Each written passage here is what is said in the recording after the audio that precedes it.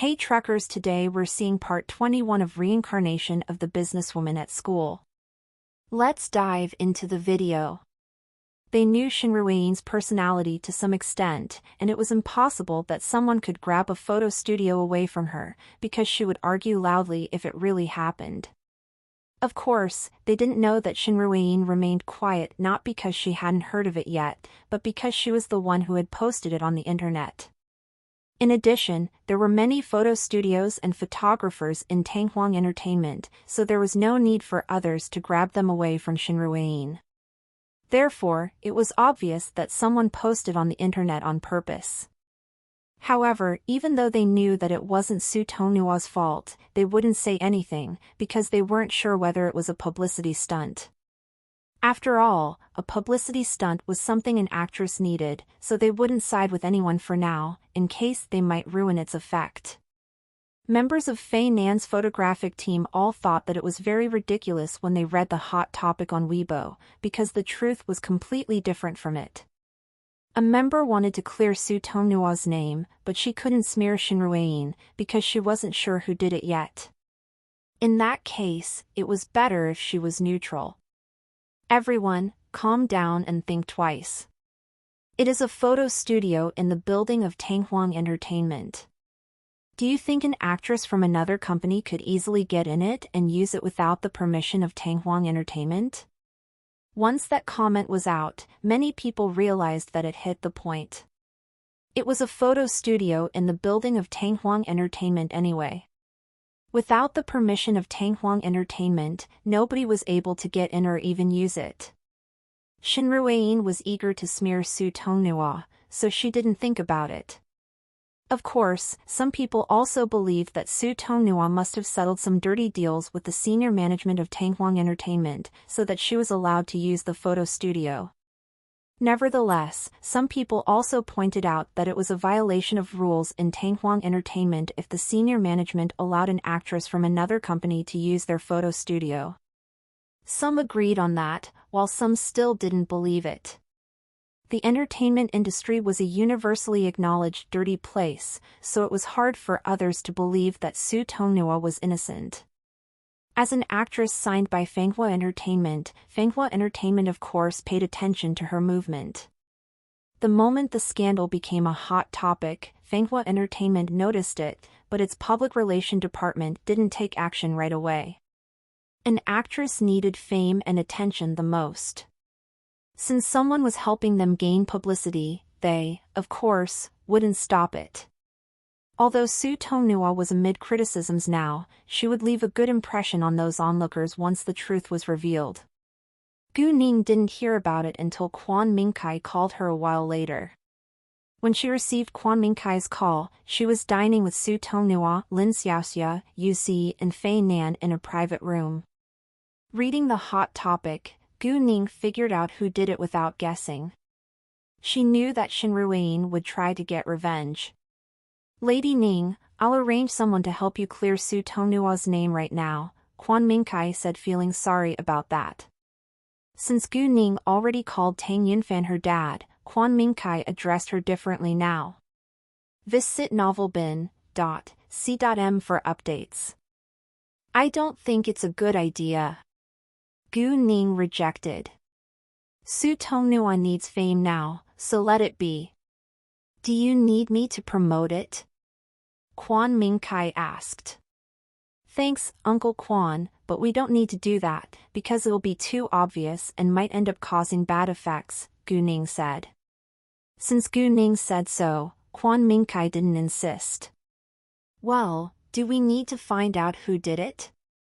Gu Ning thought for a while, then said, not now. Let's see how it develops. Gu Ning was curious about what Shinruein would do next. If Shinruein stopped, she would give her a chance, otherwise she would pay her back. When Gu Ning told Su Tongnua her plan, Su Tongnua wasn't worried at all and chose to believe Gu Ning. This wasn't the first time that she had been amid criticisms, and Gu Ning had solved the crisis very well last time. Tongnua, why aren't you worried at all? Seeing Su Tongnua being so relaxed, Yu Si was concerned. She thought that Su Tonghua probably didn't know how dangerous the entertainment industry was. Su Tonghua smiled and said with confidence, "I don't think that there is anything to be worried about as long as my boss is here." Hearing that, Yuzi turned to look at Gu Ning, who seemed calm and confident too. Then she realized that their boss wasn't a simple girl. Therefore, she stopped being worried. "Well." Gu Ning suddenly opened her mouth again, but said to Fei Nan with a meaningful look, "I think there is a spy in your team. It must be a spy who had leaked the photo of the photo studio." Fei Nan's expression changed at once. "I'll find out," he said coldly. Fei Nan hated spies the most, and he wouldn't allow a spy to work in his team.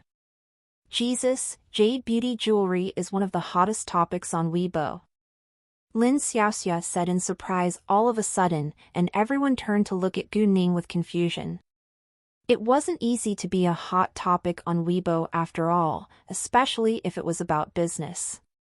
Gu Ning was also surprised, but she had no idea what had happened.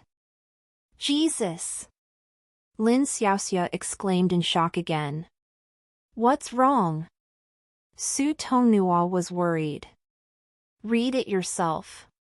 Lin Xiaoxia didn't know how to explain it, so she put her phone on the table, and others approached to read it. It was the news about Gu Ning and jade beauty jewelry. After reading it, Gu Ning understood what had happened, but she wasn't surprised. The others, on the other hand, all rounded their eyes in great shock. "Boss, are you a kung fu master? Boss, are you an alien?" Gu Ning was amused. All right, she had to admit that it looked very unbelievable in ordinary people's eyes. Fei Nan was also astonished. He had served in the army for 3 years, and kept exercising in his daily life, but he knew that he was barely comparable to Gu Ning. She was so young. However, she was already the boss of a high-end jewelry brand, and now was involved in the entertainment industry. She even had an unusual relationship with Tanghuang Entertainment. She couldn't be a simple girl. As time went by, Su Tonghua became a hot topic on Weibo. All the stars who ached to be a hot topic felt very jealous of her, because Su Tonghua had already done it several times within a month. In addition, there were more supporters than haters of Su Tonghua this time. Probably because of the previous news reversal, Su Tonghua left a good impression on many people, while Shin Ruiyin had a bad reputation. All in all, it was still unclear whether Su Tonghua had grabbed the photo studio and photographer away from Shin Ruiyin. Even if Su Tonghua had done that, Tanghuang Entertainment should be the first one who came out to explain it. Therefore, most people believed that Su Tonghua was innocent. In the meantime, some still thought that Su Tonghua must have made some dirty deals with the senior management of Tanghuang Entertainment so that she was able to use the photo studio. Wang Wei didn't know that Shin Ruiyin had caused such a big problem on the internet until hours later. Without doubt, he knew that it must be Shin Ruiyin who had posted the pictures, so he called her without delay. "Did you post the pictures on Weibo?" Although Wang Wei was certain that it must have been Shin Ruiyin, he still had to ask for her answer at first. "Yes." Shin Ruiyin didn't deny it, like she wouldn't deny her relationship with Wang Wei. "Are you an idiot? Don't you know that it's a very cheap trick? Once our company clears Su Tonghua and the truth is revealed, your career will be ruined," Wang Wei snapped at her. He didn't expect that Shin Ruiyin could be so stupid. "I didn't use my own Weibo account. Nobody will find it out," Shin Ruiyin said airily. It wasn't the first time that she had done it after all. "You're truly an idiot. Don't you know that you're the #1 suspect in this mess? It's obvious that the pictures were taken at the photo studio, so Fei Nan can easily find out who did it. If the person betrays you, your career will be ruined." Wang Wei almost shouted in anger. When he had signed Shin Ruiyin a few years ago, she had been a modest, smart girl. However, she became very arrogant once she gained some fame. Hearing that, Shin Ruein finally panicked. What should we do now? What else do you think we can do now? Delete the post right now and post your apology. Say it's a mistake and then use your own Weibo account to repost it. Use the excuse that you've been busy all the time, so you didn't see the hot topic until now, and it's not true. Wang Wei was regretful now that he had signed Shin Ruein. Sure. Although Shin Ruein was reluctant to do that, she had to listen to Wang Wei for the sake of her career. Before long, Shin Ruein deleted the pictures and sent out another post. I'm sorry. It's a mistake and not true that Su Tonghua grabbed the photo studio away from Shin Ruein. Please forgive me. Once this post was out, it threw another bomb on Weibo. Most internet users believed that Su Tonghua was innocent from the very beginning, so they started to attack this Weibo account user now.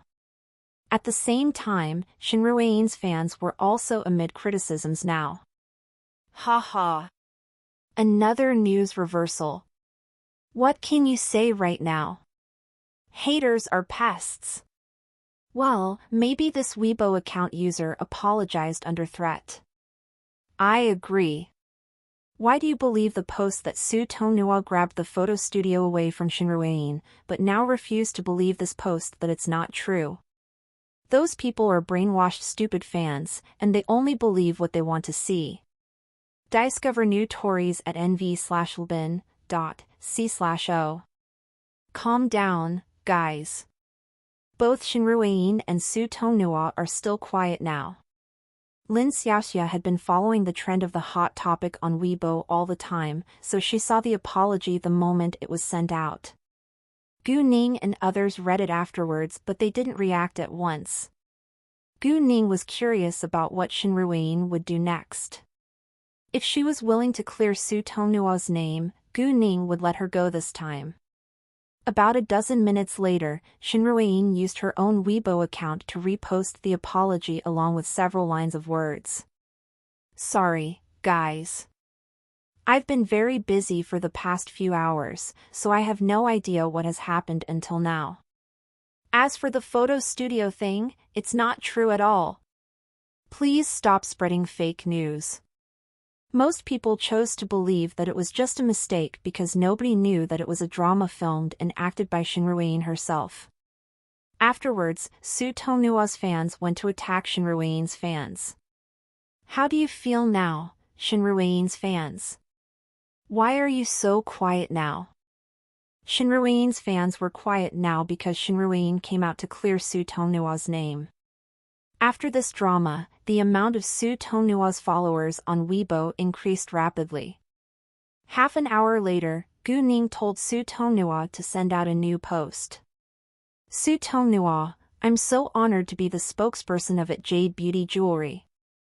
We had the shoot in the photo studio of Tanghuang Entertainment, but unexpectedly caused a misunderstanding. Glad to know my name is cleared now. Love these pieces of jade jewelry so much. Pictures attached.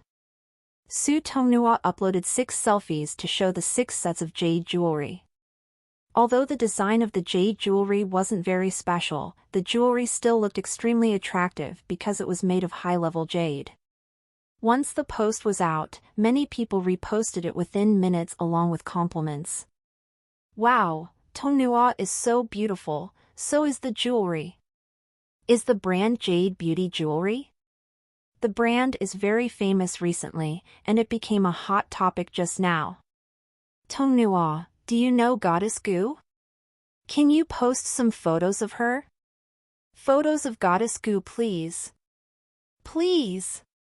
Actually, Su Tonghua should be the focus of the advertisement, but Gu Ning replaced her once Jade Beauty Jewelry appeared. After that, Jade Beauty Jewelry and Gu Ning gained a lot of attention again.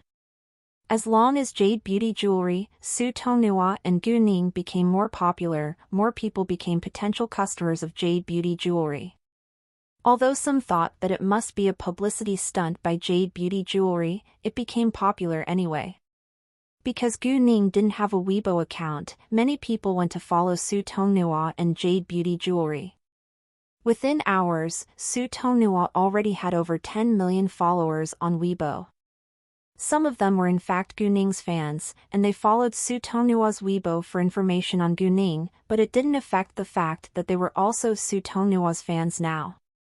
Li Yuanmin, at the same time, almost went crazy because he had to reply to dozens of thousands of comments. Shen Ruiyin, however, was in a rage, because Su Tonghua was even more famous than her now. "Boss, you've stolen my thunder," reading fans' comments, Su Tonghua complained to Gu Ning. Of course, she was just joking. If Gu Ning was an actress, she would probably be jealous, but Gu Ning was her boss. Gu Ning flipped her hair, showing her allure. "Well, I'm too charming to be ignored." Of course, Gu Ning was kidding too, but she did stun everyone around the table. If Gu Ning stayed cold and serious, nobody thought that she could actually be so sexy. Su Tonghua took a long breath before she said half seriously, "Boss, I think you better be cold and serious or cute, but not sexy, because you'll become every woman's enemy." She was right. Gu Ning was very outstanding, and women easily got jealous of her. When Gu Ning grew older and became a mature, stunning woman, she would be every man's dream lover. "I'm not afraid at all," Gu Ning said. Gu Ning really didn't care about that. News tirais at n/vel/b/i/n.co. "Boss, do you want me to post some photos of you?" Su Tonghua asked. "No. I'm not a star after all, and I have no intention to be the focus of public attention," Gu Ning said. "Sure." Since Gu Ning was unwilling to do so, Su Tonghua of course wouldn't insist. When it was 5:30 p.m., they finished shooting. Gu Ning told Fei Nan to send her the original photos, and she planned to let Kay to retouch them for posters. As for the video advertisement, the director of Tanghuang Entertainment would film it, and Kay would edit it too. Gu Ning did that not because she didn't trust the professionals in Tanghuang Entertainment, but because she preferred to use her own people. Tanghuang Entertainment didn't provide free services because Gu Ning insisted on paying them. After a while, a group of them left the photo studio. "Look, is she Su Tonghua?" The moment they walked out, some staff in Tanghuang Entertainment noticed them, but Su Tonghua was wearing a baseball cap and a mask, so they weren't sure of it. "It seems so. I need to take pictures of her." Saying that, a girl took many pictures of them, but she didn't walk near, because it was work time and she was afraid that her leader would criticize her. Su Tonghua and the others didn't stop her, but remained calm walking ahead. They took many pictures of Su Tonghua, and Gu Ning was in the photos too. Although Gu Ning didn't want to be photographed, she wouldn't hide if someone was shooting them. She wasn't a star anyway, so there was no need for her to hide. "The girl next to her is so beautiful," someone said. "Indeed. Do you know who she is?" another person asked. "No idea. I bet she's Su Tonghua's assistant because she is carrying things in her hands." What a waste of her beauty. They didn't recognize that Gu Ning was actually the boss of Jade Beauty Jewelry, but they all felt that she looked familiar. Gu Ning and the others soon left the building of Tanghuang Entertainment and went to Huangdang Hotel for a meal afterwards. Gu Ning called Zhou Jinghong while their car was driving. Zhou Jinghong had just arrived at the hotel, so Gu Ning told him to rest first and they would meet at the meal. Fei Nan stayed in the photo studio and said to everyone in the room with a serious face, "I think all of you must know the hottest topic on Weibo today, and one of our team leaked the photos from our studio. I'm not gonna ask you who the person is, but I hope that the person can tell me on his or her own initiative, and I'll punish him or her lightly. If I have to find out by myself in the end, he or she will be fired." After that, Fei Nan left. Gu Ning told him before she left that the person who leaked the photos of his studio must be a member of his team, but the person who posted them on Weibo wasn't. When Gu Ning and the others were gone, those people who had taken pictures of them posted the photos on the internet at once. Because Su Tonghua was the hot topic today, many internet users reposted and commented on the pictures within minutes. A female worker in Tanghuang Entertainment typed several lines of words along with the photos on Weibo. Met Su Tonghua by accident. The beauty next to her is so attractive. What a shame she isn't working in the entertainment industry. Those who didn't recognize Gu Ning had the same idea. However, some people still noticed that the beauty was Gu Ning. Ah! She is Goddess Gu. She's a very successful businesswoman, and of course she doesn't care to be a star. Really? Wow, she looks so stunning. Countless comments under the pictures were about Gu Ning. When the female worker read the comments, she was shocked. What? The beauty is Goddess Gu? How come I didn't recognize her? She felt quite regretful. Even so, she could do nothing about it now. Some haters still left many aggressive comments, but they were soon attacked by others, so the haters didn't dare belittle Gu Ning anymore.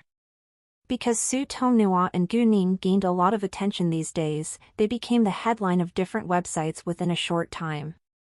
Not only Gu Ning, but Yuzi's face was also clear in the pictures. Visit novilbin.c/m for the L-test updates. At that moment, Lin Tianyu and Zhao Xiaoxian were about to dine in a restaurant. Zhao Xiaoxian was a gossip lover, so she chatted with Lin Tianyu while she was surfing the internet before the dishes were on the table. Lin Tianyu actually wasn't paying much attention to Zhao Xiaoxian because Yuzi refused to answer his calls during the past 2 days. Although Yuzi was his ex-girlfriend, he still liked her, so he was jealous and upset that Yuzi had a rich boyfriend now. What? Yuzi is with Su Tonghua and the boss of Jade Beauty Jewelry now. Zhao Xiaoxian exclaimed in shock, which attracted attention from people around them in the restaurant. However, people just gave her a glance, then went back to doing their own things. What? How is it possible? Lin Tianyu was shocked too, and couldn't believe his ears. Yuzi was just an ordinary girl, so how is it possible that she could know a famous actress and a successful businesswoman? Although Su Tonghua wasn't an A-list actress yet, she was still a famous actress in people's eyes. In addition, even though Su Tonghua was a B-list actress now, she had much more fame and wealth than people like Lin Tianyu. In City B, Lin Tianyu's family wasn't rich at all. Lin Tianyu started to wonder whether Yuzi got to know so many famous people throughout her sugar daddy or by herself. If Yuzi was able to know famous people on her own, she could be successful too. Lin Tianyu was totally astonished. He began to regret that he had dumped Yuzi. How is Yuzi able to meet Su Tonghua and Miss Gu?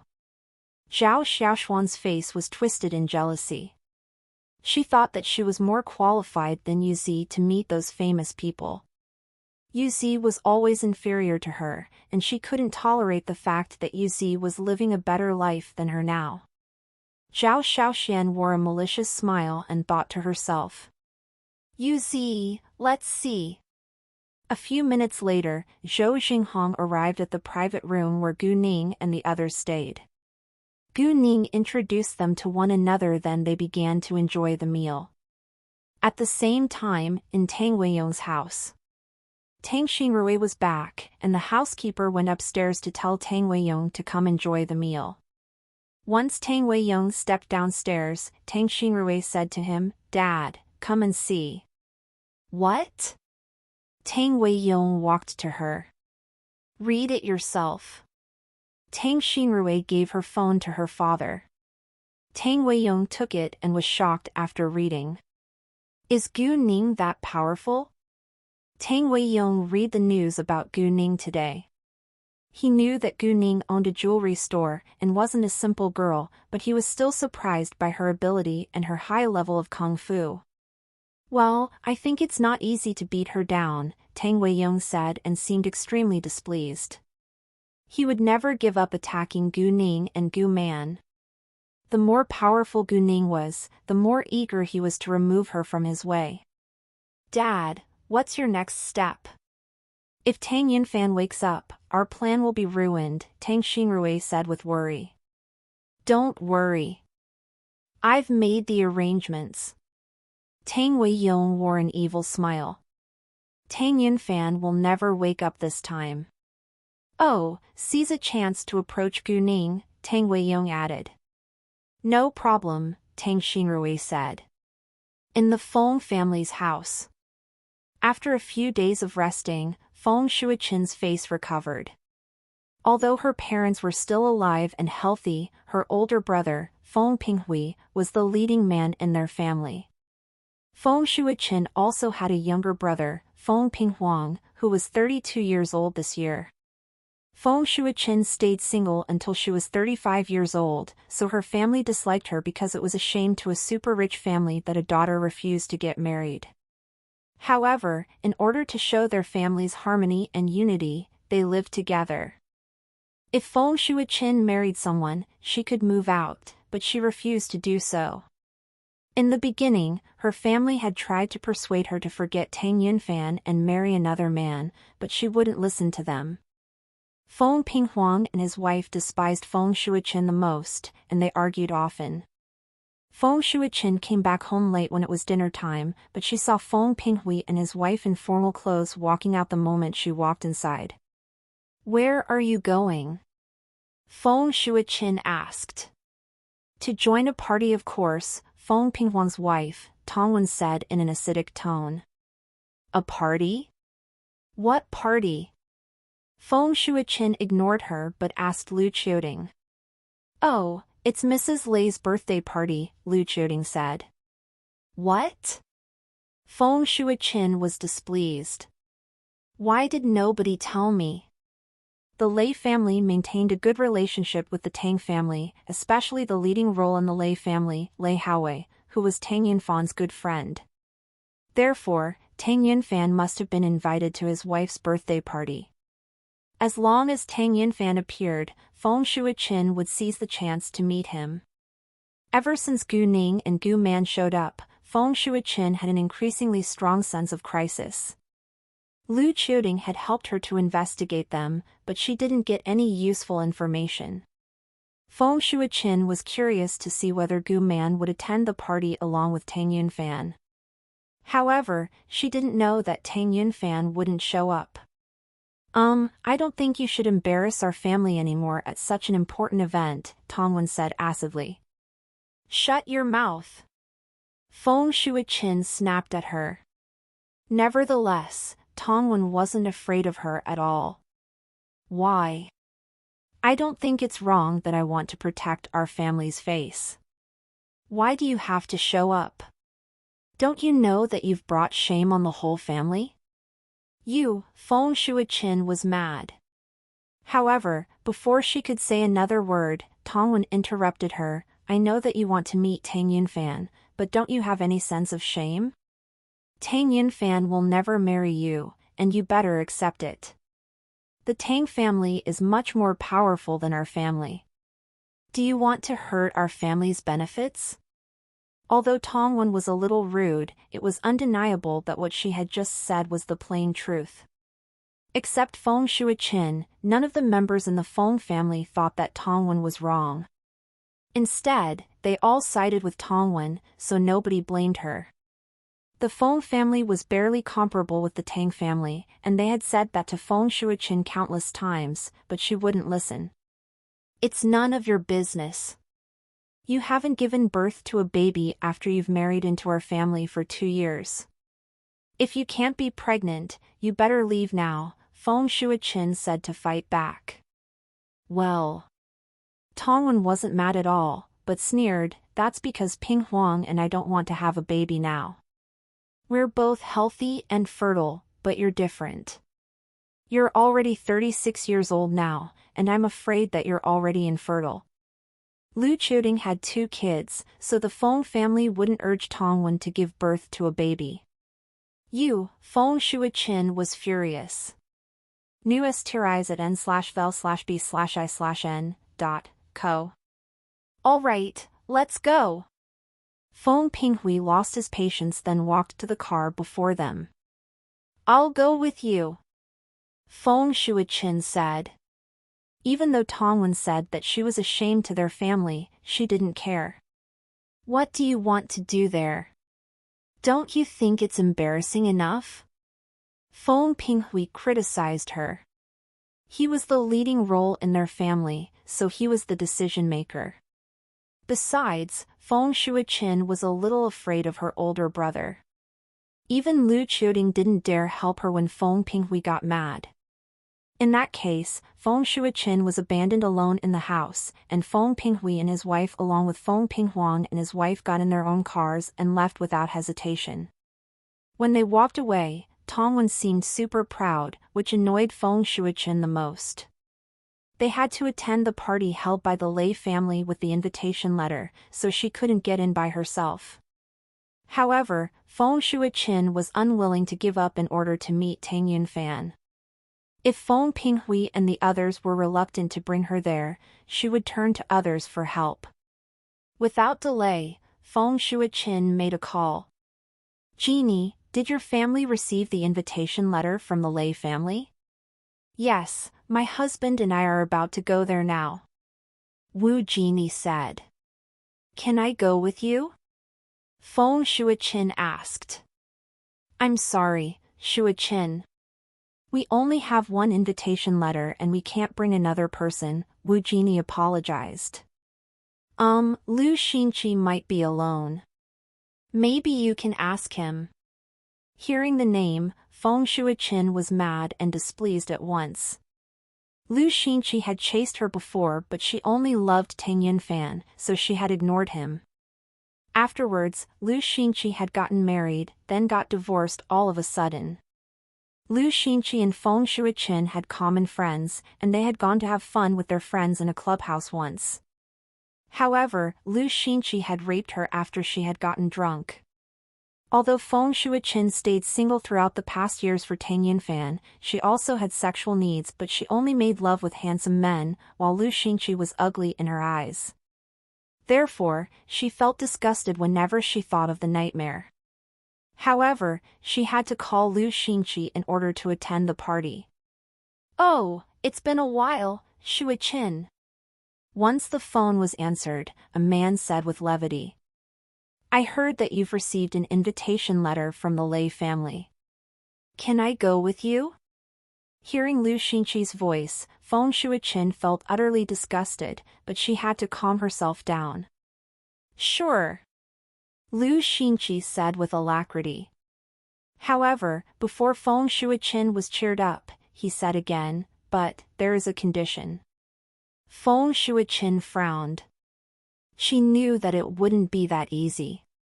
What condition? Feng Shuiqin asked. Lu Xinqi smiled and didn't bother to hide his desire. Sleep with me for one night. Feng Shuiqin was mad. She would rather die than sleep with him. He wasn't only ugly and fat but was also creepy in sex. His wife couldn't tolerate it, so they got divorced. In fact, Lu Xinqi wasn't very ugly, but he seemed quite ordinary compared with Tang Yunfan, who was a handsome gentleman. In addition, Feng Shuiqin was a pretty woman, so she despised Lu Xinqi. We have slept with each other before. What are you afraid of now?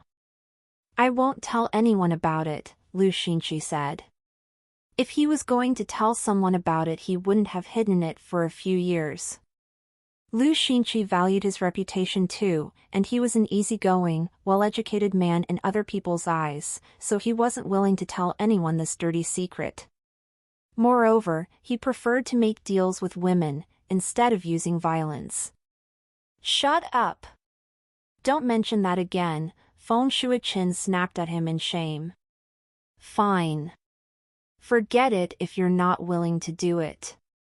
Lu Xinqi was disappointed. In fact, Feng Shuiqin was very good in bed.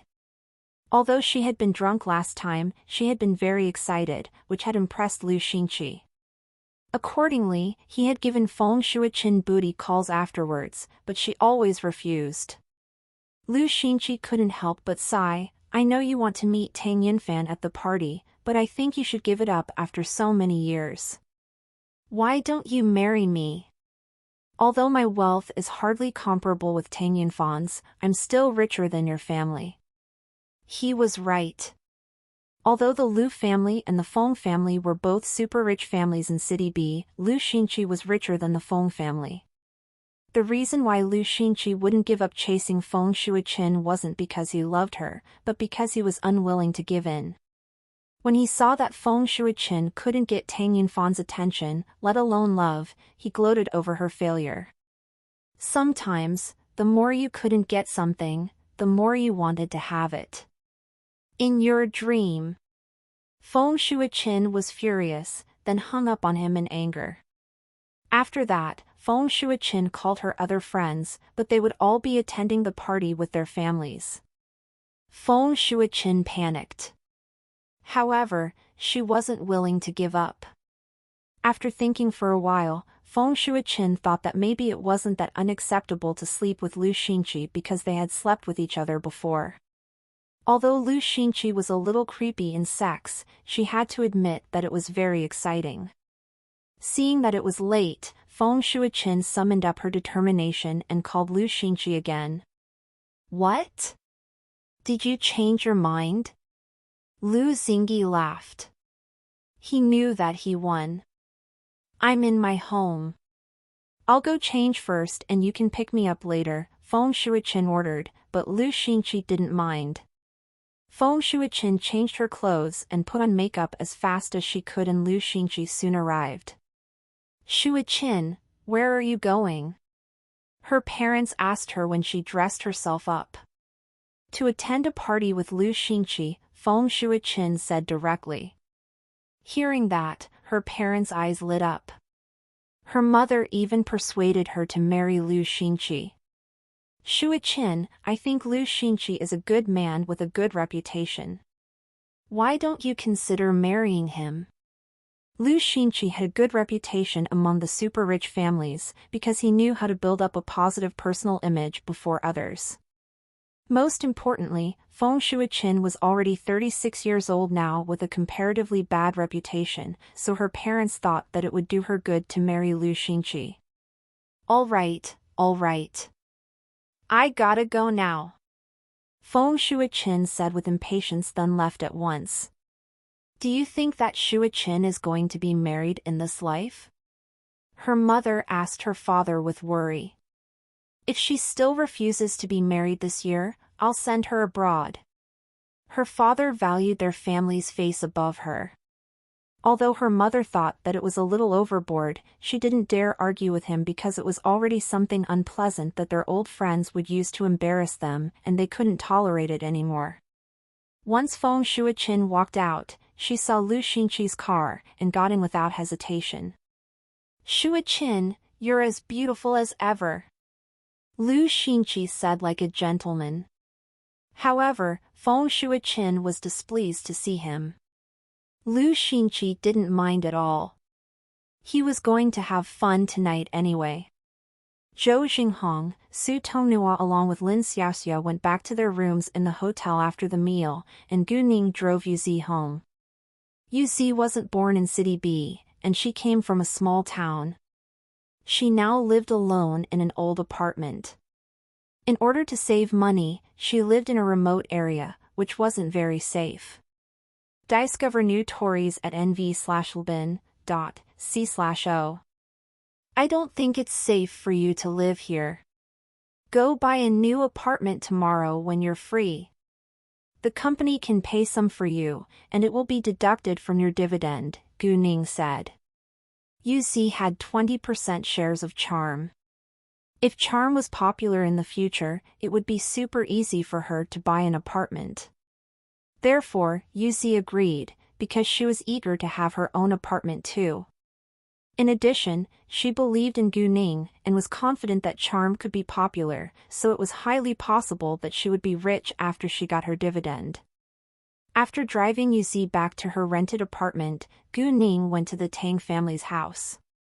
These past 2 days, Tang Yunfan stayed alone with Gu Man except at dinner time, but they just chatted with each other or watched TV together in the living room. Although they didn't feel uneasy getting along with each other now, they were still very polite to each other. Tang Yunfan seemed calm, but he was actually very anxious. Although he knew haste made waste, he was eager to be close to Gu Man. In fact, Gu Man already accepted Tang Yunfan and was accustomed to getting along with members of the Tang family, but she thought that they better take it slowly. At that moment, only Tang Yunfan and Gu Man were watching TV in the living hall. Tang Yunhang and his wife had already left to attend the party in the Lei family's house, and Tang Haifeng stayed in his study so that Tang Yunfan and Gu Man could have some private time. When Gu Ning arrived at the Tang family's house, Feng Shuiqin and Lu Xinqi also arrived at the Lei family's house. However, she didn't see Tang Yunfan.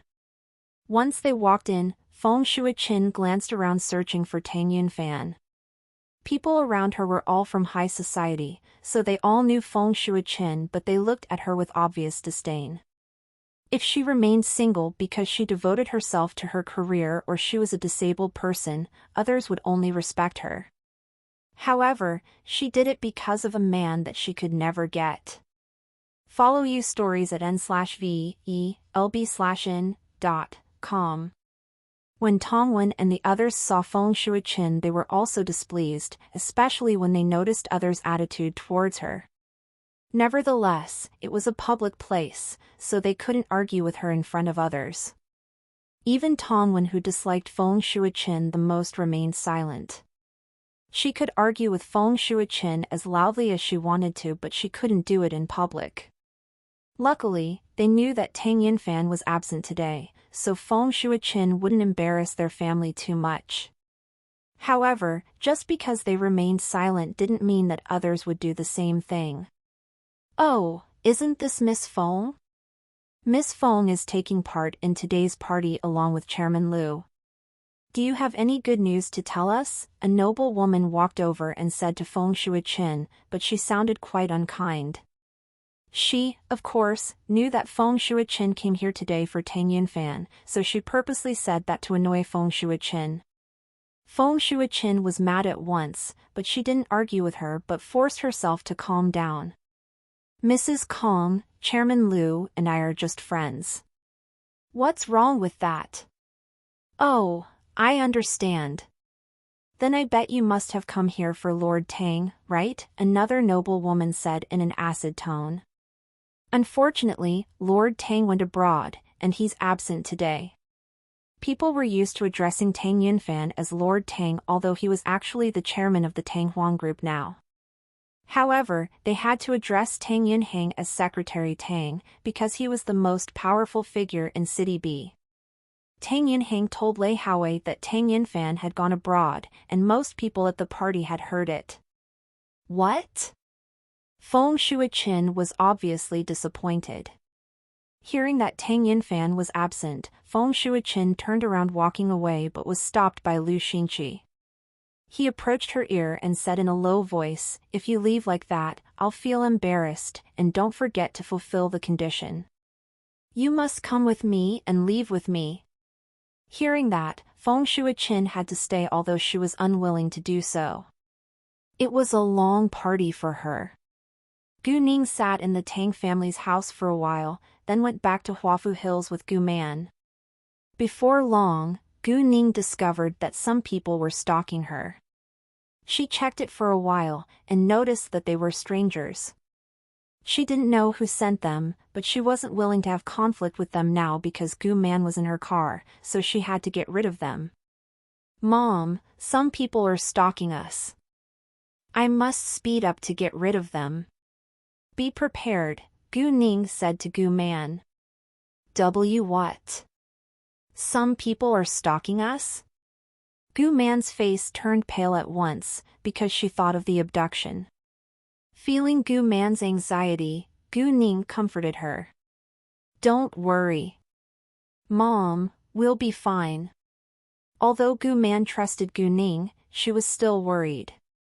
Gu Ning directly accelerated, then overtook one car after another on the road even though there was a lot of traffic, so Gu Man couldn't relax for fear of an accident, and Gu Ning's action also caused a lot of grievances. However, when a group of young men noticed it, they were all impressed. Gee, it's the limited edition Lamborghini. Wow, it looks so cool, and its driver is so good. In a car behind Gu Ning, two men were struck dumb. Seriously? She's so good at driving? A man couldn't believe his eyes. I think she found us, another man said. After a short while, Gu Ning got rid of them. When she slowed down, Gu Man finally relaxed a little. Ning Ning, did we get rid of them? Yes, Gu Ning said. Who are they? Could they be the same people who abducted me last time? Gu Man was anxious. Mom, relax. You're safe with me, Gu Ning said to comfort her. After a while of silence, Gu Man said, Ning Ning, your aunt called me today, and the salon is ready to open after a few days. When will we go back to City F? Gu Man wasn't in a hurry to go back, but their beauty salon was going to open again. Hearing that, Gu Ning suddenly thought of her skincare products. Mom, let's try new skincare products. I know a brand which is quite effective, Gu Ning said. Will the customers be willing to use new products? Gu Man asked. If they're worried, we can sign an agreement with them. If there is any side effect, we'll pay 10 times compensation. I think they'll know how good our new products are once they try them, Gu Ning said with confidence. Great. Let me call your aunt now. Since Gu Ning said so, Gu Man agreed. Gu Man then called Gu Qing and told her what Gu Ning had said. Gu Qing of course chose to believe and listen to Gu Ning. After Gu Man hung up the call with Gu Qing, Gu Ning said to her, Mom, if you move in to live with my dad, you'll stay in City B in the future. Although the Tang family is super rich, I think you better not be a housewife, because you'll be disconnected from society and it's quite boring. You need to socialize. Dad will be very busy running the business group, so I think you can open a high-end beauty salon in City B. I'm confident that the new skincare products we're going to use will be popular in high society. You're right. I don't want to be a full-time housewife either. Gu Man understood that Gu Ning said it for her own good. When they were in City F, Gu Man went to work in the beauty salon every day, although it wasn't necessary. The new skincare products aren't on the market yet, so I'll go to the capital to have a look tomorrow, Gu Ning said. Do you have to do it in person? Gu Man asked with confusion. She didn't understand why Gu Ning cared about it so much, like it was her own brand. In fact, it was. Hearing that, Gu Ning knew Gu Man had doubts, so she said directly, yes, I must check it myself, because it's my brand. What? Gu Man was shocked. Yours?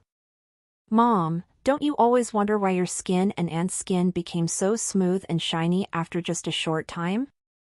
I have a unique formula and it can be used to make medicines or skincare products, Gu Ning said. Hearing that, Gu Man finally figured out the reason why she and Gu Qing became beautiful and healthy again. In the Lei family's house, Feng Shuiqin received a call and heard that Gu Ning had easily gotten rid of the two men that she sent to follow Gu Man and Gu Ning. Feng Shuiqin was already in a bad mood, and she was in a worse mood now after receiving the call. What's wrong? Lu Xingqi asked. Nothing, Feng Shuiqin said in annoyance. Since she wasn't willing to tell him, Lu Xingqi wouldn't ask further, but just reminded her to stay calm. I know you're unhappy, but you can't show it on your face. I brought you here. If you embarrass yourself at this party, not only will your family feel awkward but I will as well. If he hadn't been eager to sleep with Feng Shuiqin, he wouldn't have agreed to bring her here. Being warned, Feng Shuiqin was displeased, but she knew that Lu Xinqi was right. After a while, Lu Xinqi and Feng Shuiqin made an excuse and left halfway through. Seeing Feng Shuiqin leaving, Lu Qiuting asked her, "Shuiqin, won't you go back with us?" "No, thanks. I have another appointment with my friends," Feng Shuiqin lied. She was unwilling to let others find out about her relationship with Lu Xinqi. Others didn't think further about the relationship between Feng Shuiqin and Lu Xinqi either, because they knew that the two were old friends. In addition, Lu Xinqi didn't show much interest in Feng Shuiqin in front of them, and they all knew that Feng Shuiqin only loved Tang Yunfan, so nobody thought that Feng Shuiqin would have an unusual relationship with another man. It seemed none of them knew Feng Shuiqin well. Afterwards, Lu Xinqi drove Feng Shuiqin to his other house, which was in a suburb. His parents and son lived downtown in his main house, so they couldn't go back there. When Lu Xinqi was finally alone with Feng Shuiqin in the car, he couldn't wait a second longer to flirt with her. "Don't be so unhappy. Since we're going to have fun together tonight, let's enjoy it." Hearing Lu Xinqi's voice, Feng Shuiqin only felt disgusted. When Feng Shuiqin heard that Tang Yunfan was absent, she was more regretful than ever. If she had known earlier, she wouldn't have made the deal with Lu Xinqi. However, she couldn't break the deal now because it would annoy Lu Xinqi, and he would probably expose something that she wanted to hide the most. Seeing that Feng Shuiqin was still displeased, Lu Xinqi didn't mind but smiled. "It's okay. I'll cheer you up later." Feng Shuiqin turned to look at Lu Xinqi and coldly said, "Don't be too much." She wasn't criticizing Lu Xinqi for what he had said but told him not to be too overboard in bed, because she couldn't accept it. No woman could accept Lu Xinqi's tricks in bed, and those who accepted his creepy sexual needs just did it for his money. Follow you stories at n/velb/in.com. Lu Xingyi, of course, understood what Feng Shuiqin was talking about. "Don't worry. I won't hurt you the way I did to other women. I promise you'll enjoy it." Before long, they arrived at Lu Xinqi's house in the suburb. Lu Xinqi didn't press her against the bed the second they walked in a bedroom, but stared straight at her with burning desire. "I love sensual women, so I want to see you undressing yourself." Feng Shuiqin didn't move at once but said, "I like dim light." If the light was too bright, she would see Lu Xingyi's disgusting face. "As you wish." Lu Xinqi understood very well, but he still didn't mind and dimmed the light. Although it was dim in the room, they were still able to see each other clearly, and it seemed more romantic. When Feng Shuiqin took off her clothes, Lu Xinqi complimented her. "You keep a great figure. Look at your boobs and butt." However, he didn't press on and penetrate her at once, because it wouldn't be exciting enough without foreplay. Therefore, he started to touch and kiss her sexually. After half an hour of foreplay, he began to penetrate her. Although Feng Shuiqin disliked Lu Xinqi's face and body, she still had to admit that Lu Xinqi was a master at sex. There was no doubt that he was a master at sex given his rich sexual experience. If he had a good-looking face or a sexy body, countless women would be willing to have sex with him for free. Therefore, Feng Shuiqin gradually started enjoying it and then let her desire guide the way. Lu Xinqi did fulfill his promise and didn't hurt Feng Shuiqin in bed, but Feng Shuiqin still felt exhausted after hours of making love in different sexual positions. It was so exciting that she forgot that the man who was penetrating her was Lu Xinqi. Feng Shuiqin also had to admit that it was more exciting to make love with Lu Xinqi than those strong young men. Seeing Feng Shuiqin enjoying it, a touch of disdain flashed by Lu Xinqi's eyes. It seemed to be true that a woman's body would never lie.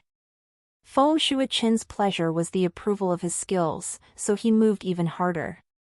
Men all wanted to prove their sexual skills in bed, and they got more excited if women enjoyed it. "Are you satisfied?" Lu Xinqi asked with an amorous smile. Yeah. Feng Shuichen said, listening to her heart.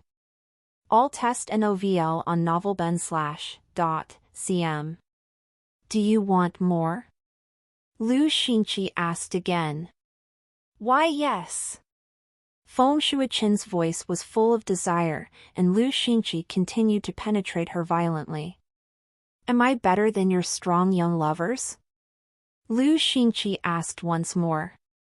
Lu Xinqi, of course, knew that Feng Shuichen had many young lovers.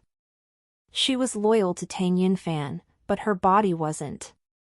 In addition, Feng Shuichen had sexual desire too, and she couldn't tolerate years of her life without sex. Yes. Feng Shuichen said. Lu Xinqi didn't stop a second and was getting increasingly violent. Feng Shuichen even begged him to stop a few times halfway. However, Lu Xinqi wasn't willing to stop because he didn't get many chances to have sex with Feng Shuichen. So they didn't stop until hours had passed. They slept for a few hours, then it was daybreak. However, Feng Shuichen touched Lu Xinqi's cock by accident in her sleep, and Lu Xinqi was turned on again. Once he was turned on, he couldn't sleep any longer, so he began to press on Feng Shuichen and penetrate her once more. Feng Shuichen was annoyed, but didn't resist. Nevertheless, Feng Shuichen closed her eyes the entire time because it was bright now, and she was reluctant to see his face. Well, you can turn to me to satisfy your sexual needs, Lu Xinqi said. Feng Shuichen didn't say a word, but her silence was also an affirmative answer. After having violent sex with Lu Xinqi, she thought that those strong young men were less attractive now. In fact, Feng Shuichen thought that what Lu Xinqi said wasn't a bad idea. Gu Ning sent Gu Man to the Tang family's house as usual before she left. She went to pick up Yuzi and then told Su Tonghua to go to the building of Tanghuang Entertainment. They were going to shoot the video advertisement today. When they arrived, some people in the hall saw them and got excited at once. Because of the hot post on Weibo, everyone got to know Gu Ning's identity, so they paid more attention to her today. She is Goddess Gu. She's so beautiful. They all complimented Gu Ning and ignored Su Tonghua, but Su Tonghua wasn't annoyed or jealous at all because Gu Ning was indeed very outstanding. Gu Ning remained calm and didn't think that it was a big deal, because she didn't have any vanity. They would shoot in the same photo studio as before with a video director. It wasn't complicated and was just a short film of dozens of seconds. Although they needed to shoot many scenes, it could be finished within half a day if everything went well. When they gathered in the photo studio, they introduced themselves to one another before they started to discuss the script. Lu Xiao had sent the script to Gu Ning yesterday, and Gu Ning sent it to Su Tonghua later.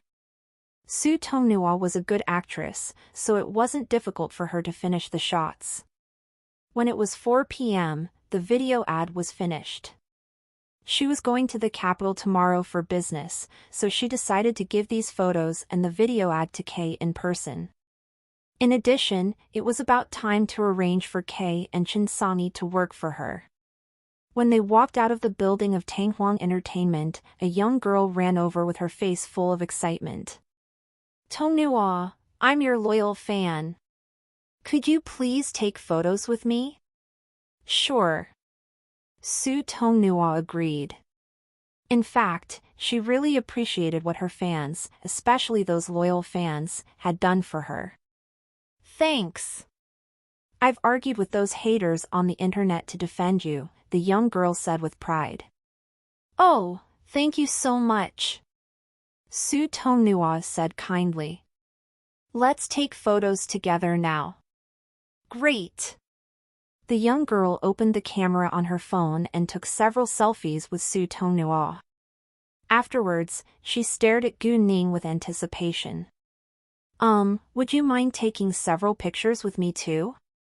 You're my idol as well. Gu Ning was amused. She wasn't a star after all. No problem. Gu Ning didn't reject. After taking photos with Gu Ning, the young girl left happily. Once she walked away, she posted her photos with Su Tonghua and Gu Ning on Weibo without delay. I've been waiting for a whole day outside of Tanghuang Entertainment, and I met two goddesses.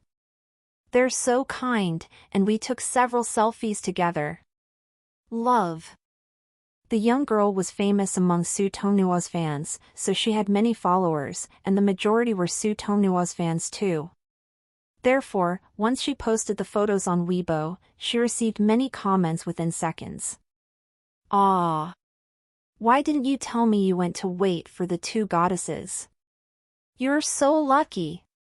Wow, they are so beautiful! Is Goddess Gu not wearing any makeup? She looks so beautiful without makeup. I wonder how stunning she will be if she puts some on. Indeed! She's a natural beauty without makeup. Her skin looks so good. I think I'll go to wait outside of the building tomorrow too. Wish me good luck. I'll go with you. Many fans were excited to meet Su Tonghua. I'm sorry to tell you this, but the shooting is already over, so Goddess Su won't come tomorrow. What? No. How do you know that? It's a secret, but I promise it's true. Do you work for Tanghuang Entertainment? Many fans asked the person who leaked the information whether she worked for Tanghuang Entertainment, but she wouldn't answer it. It was still early, so Su Tonghua wanted to fly back, in case she would waste more time here. Gu Ning didn't stop her and sent her a thick red envelope. As for the fee for being the spokesperson, the company would transfer it to her later after they signed the contract. Su Tonghua wasn't worried about it, because she trusted Gu Ning. Afterwards, Gu Ning booked 2 plane tickets for her and her assistant, then went to dine with Yuzi. Gu Ning's car was quite noticeable, so Lin Tianyu, who was waiting for the green traffic light at the road, saw them clearly. He was sure now that Yuzi didn't have a rich boyfriend, but a rich boss. If they weren't close, Yuzi wouldn't have followed Gu Ning all the way. Without hesitation, Lin Tianyu turned his car and followed Gu Ning's. At the beginning, Gu Ning didn't discover him, but she noticed the same car following behind from the rearview mirror after a few turns. She was suspicious and used her jade eyes, then found out that it was Lin Tianyu. There was heavy traffic on the road, so Gu Ning allowed him to follow her. Is your boyfriend still bothering you? Gu Ning asked Yuzi. Yuzi was struck dumb for a second, because she didn't know why Gu Ning suddenly asked that, but she still answered, yeah, but I've hung up every time he called me. She already blacklisted Lin Tianyu's number, but he always called her using different numbers. Does he know the addresses of your store and your apartment? Gu Ning asked. If he knew, she was worried that Yuzi could be harassed. He doesn't. We've broken up for 1.5 years, and my store was located in another shopping mall before. I moved it to Fengshan Shopping Mall after I broke up with him, and I also moved into a new apartment, Yuzi said. In fact, she had already forgotten Lin Tianyu because they had been broken up for 1.5 years, which wasn't a short time. However, once she saw him, she couldn't help but remember his betrayal, which aroused her hatred. Yuzi added, we barely contacted each other during the past 1.5 years. Even if we encountered one another on the street, we pretended to be strangers. He's following us, Gu Ning said. F0 low new hapters at nov/el/bin/.com. What? Yuzi was shocked. She didn't expect that Lin Tianyu would stalk them. Why is he doing that? She was mad. Let's see. Gu Ning said, but her mood wasn't affected. Boss, I'm sorry, Yusi apologized. It's fine, Gu Ning said. Lin Tianyu followed Gu Ning and Yusi all the way to the parking lot of Fengshan Shopping Mall. They got out at the same time. Yusi. Once Yusi got out of Gu Ning's car, Lin Tianyu called her name in case she would walk away. Since Gu Ning said that she was curious what Lin Tianyu would do, Yusi didn't walk away, but faced him. What? Yusi didn't look at Lin Tianyu at all and asked coldly. Well, Lin Tianyu didn't know what to say all of a sudden, because he actually had no idea why he stalked her. Well, if you don't mind, we've gotta go. Yusi lost her patience, turning around walking away. Wait a second! Lin Tianyu dashed to Yusi and stopped her. Well, I bet this lady must be the boss of Jade Beauty Jewelry, right? Lin Tianyu looked to Gu Ning and tried to please her. Yes, Gu Ning said. The atmosphere became very embarrassing in Lin Tianyu's eyes, but Yusi and Gu Ning were at ease. Anything else? Yusi asked. I really admire Miss Gu for your unbelievable achievements. It's dinner time now. Will you do me the honor of accompanying me to dinner? Lin Tianyu said, trying to strike up a relationship with Gu Ning. I don't dine with strangers, Gu Ning said directly. Lin Tianyu felt very embarrassed, but it wasn't a surprising answer. He and Gu Ning were strangers after all. However, he wasn't willing to give up.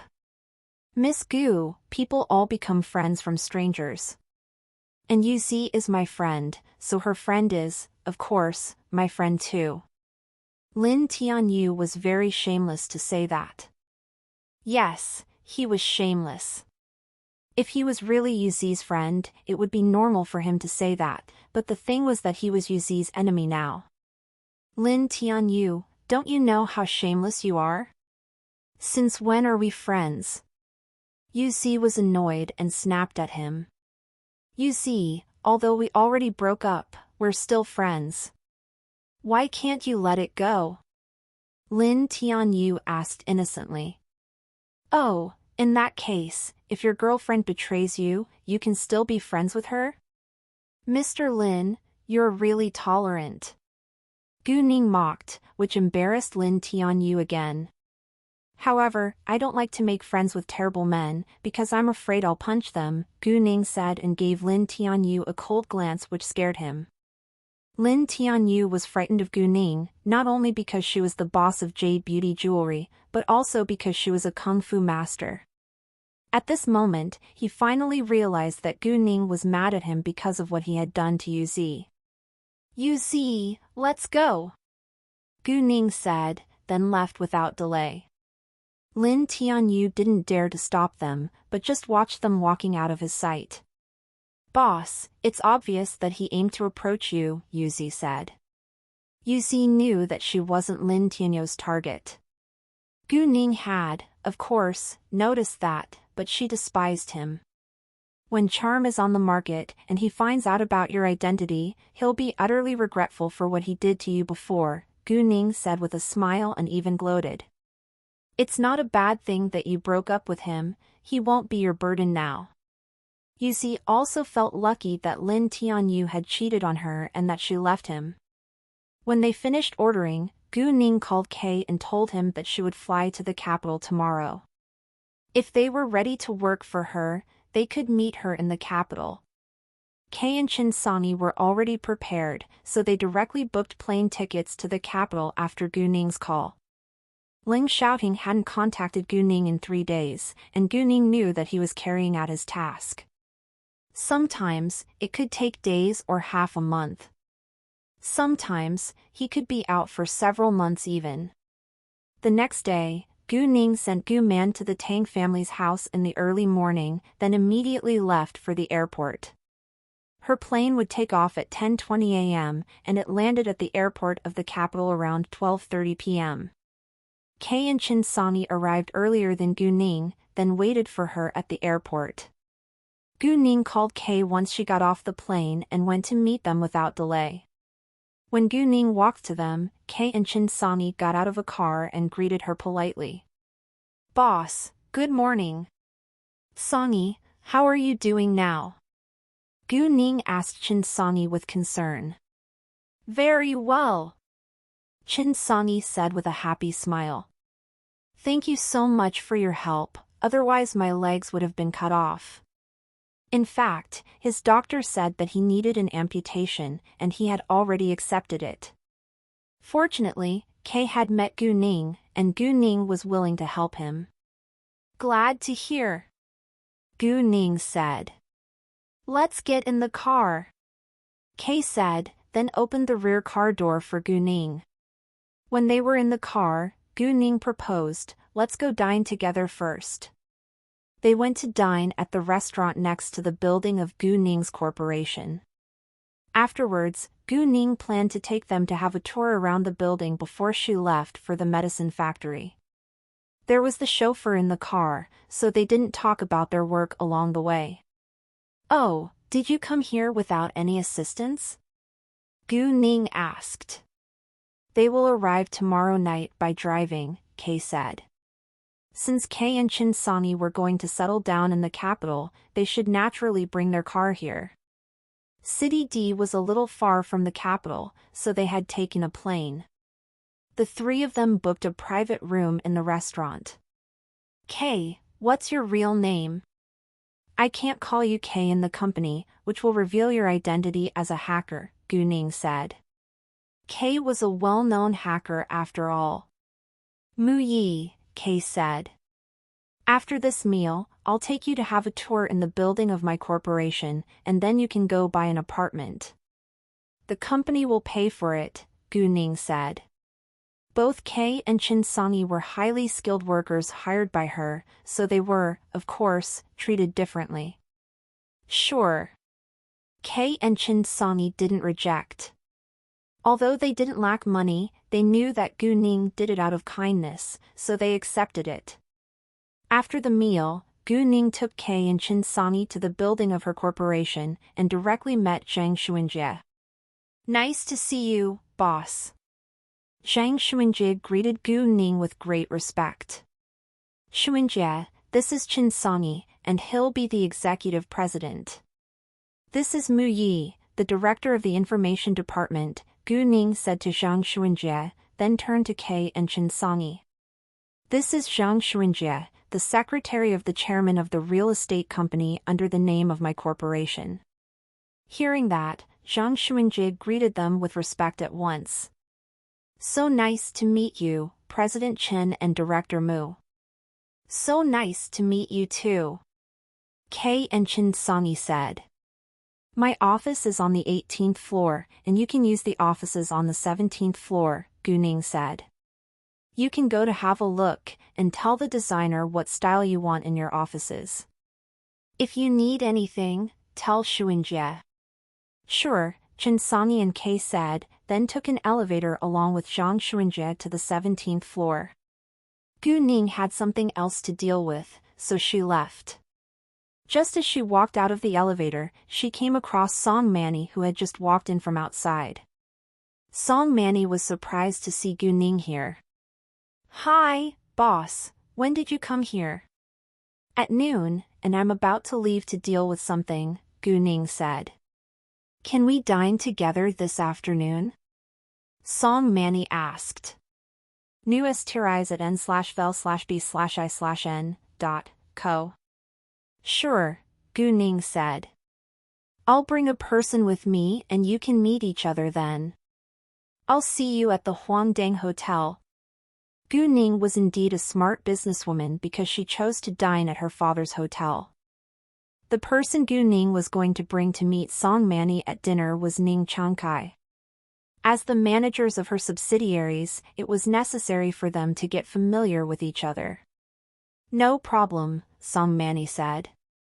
After that, Gu Ning took a taxi to the medicine factory. On the way, Gu Ning called Lu Xiao and invited him to join he for dinner.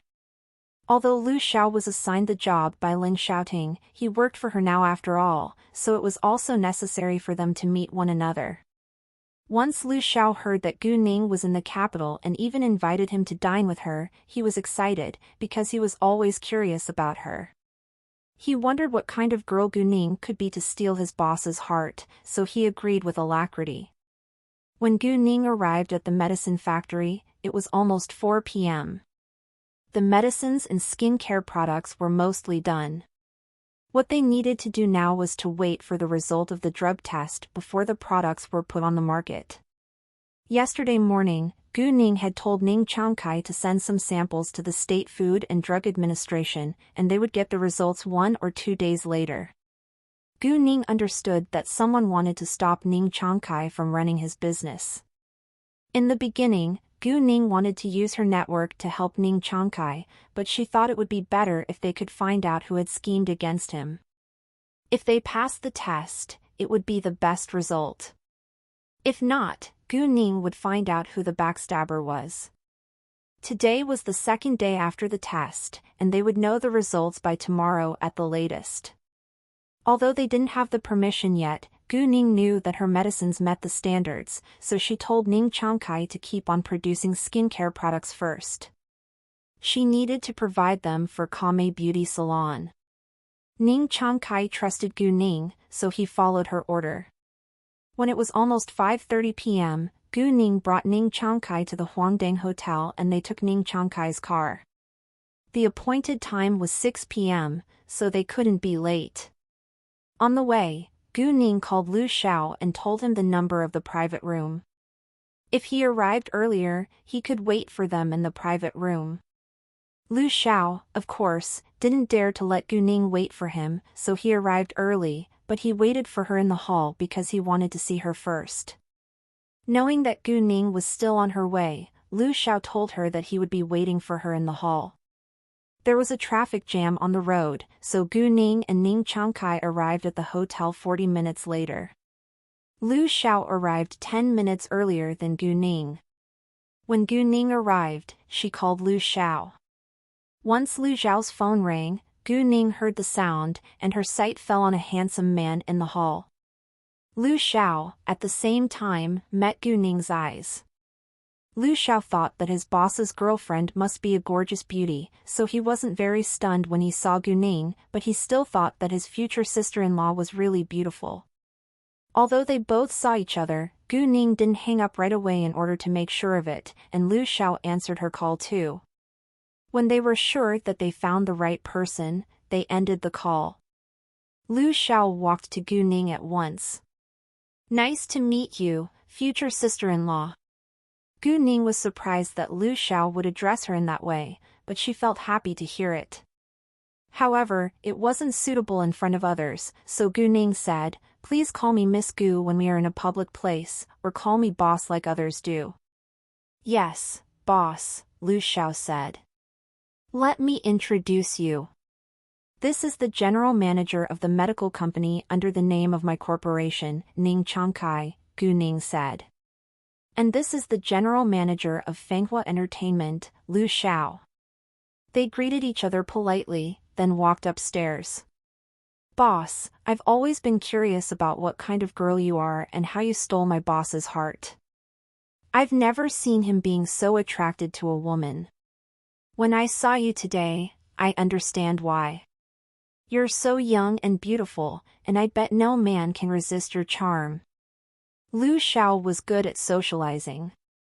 Most importantly, he wanted to maintain a good relationship with his future sister-in-law.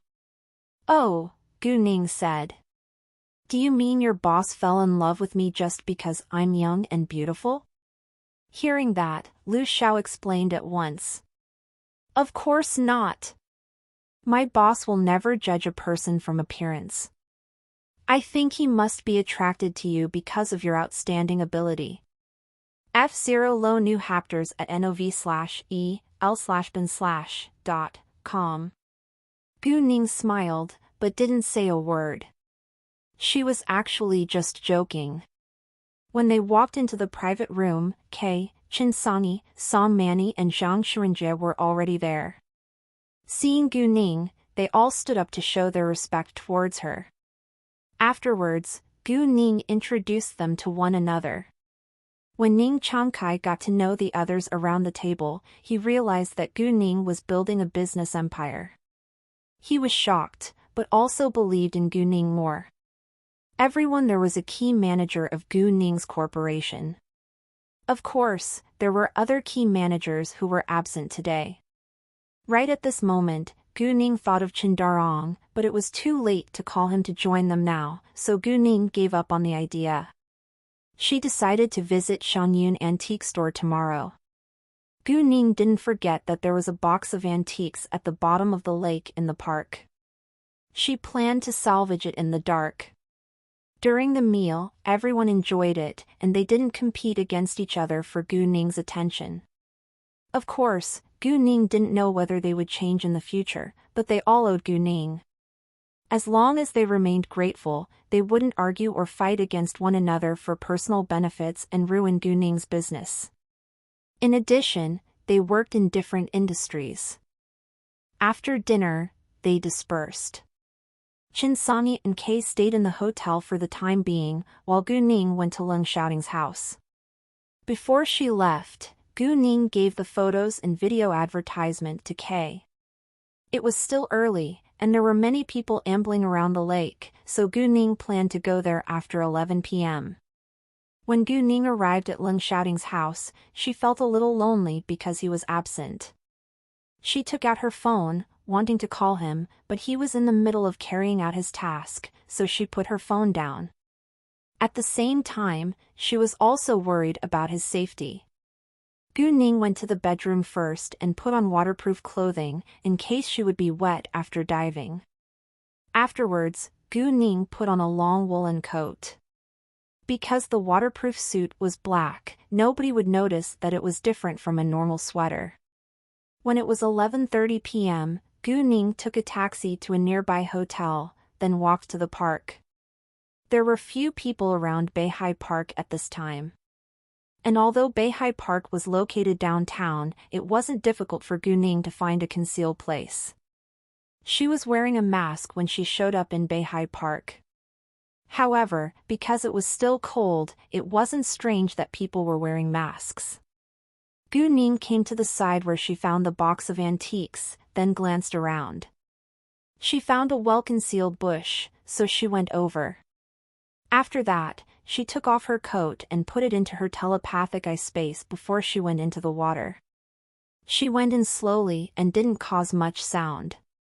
With the help of her power, Gu Ning could breathe in water, so she directly swam to the box of antiques. A few minutes later, she found it, and put it into her telepathic eye space before she swam back. When she was back in the small bush, she put on her coat and walked out. However, 3 young men who were wandering along the road surrounded her. They were all drunk and smelt like they had been soaked in alcohol for a long time. "Oh, what a beautiful girl! Why are you still out so late? Do you feel lonely? Why don't we have some fun together?" a man leered at Gu Ning. "Come on," the other 2 men said, and ogled Gu Ning. Seeing that they were all drunk, Gu Ning didn't bother to argue with them, but walked away. However, they wouldn't give up, and stopped her. "Get out of my way!" Gu Ning snapped at them. It was already spring, but they still felt quite cold when Gu Ning coldly stared at them. Nevertheless, they thought that the weather was cold, not Gu Ning. Therefore, they didn't move away at all. "Don't be so rude. Let's have some fun together." All they wanted to do now was to have sex with Gu Ning. Right when Gu Ning was about to punch them, a Maserati stopped by them all of a sudden. A man got out of it and snapped at those drunk men. F***ck off. He was protecting Gu Ning.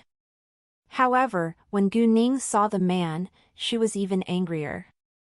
The man wasn't a stranger, but was exactly Qi Ziyue. Gu Ning did her best to hide her strong hatred towards him and stayed calm. Lord Qi.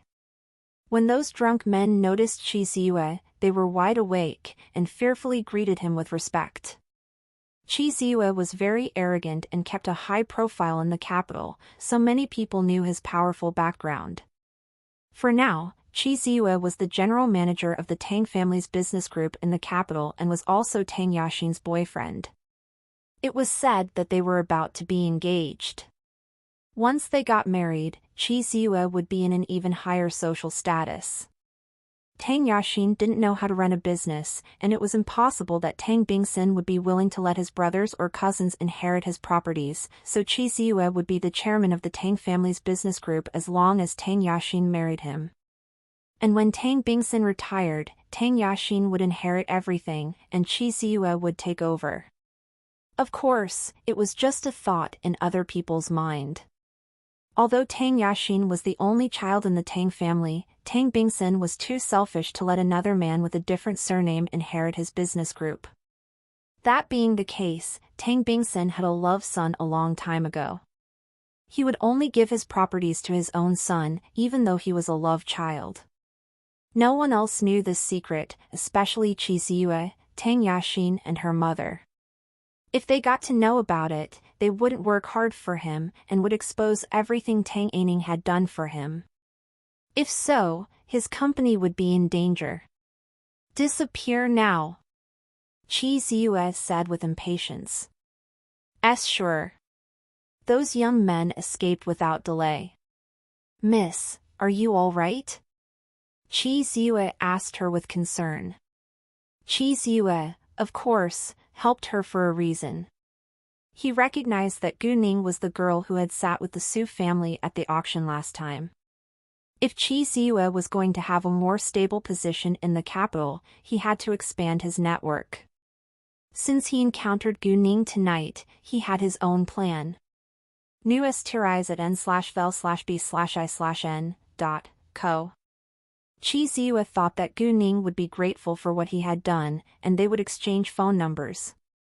Gu Ning would probably buy him a meal to thank him, then they would gradually become friends.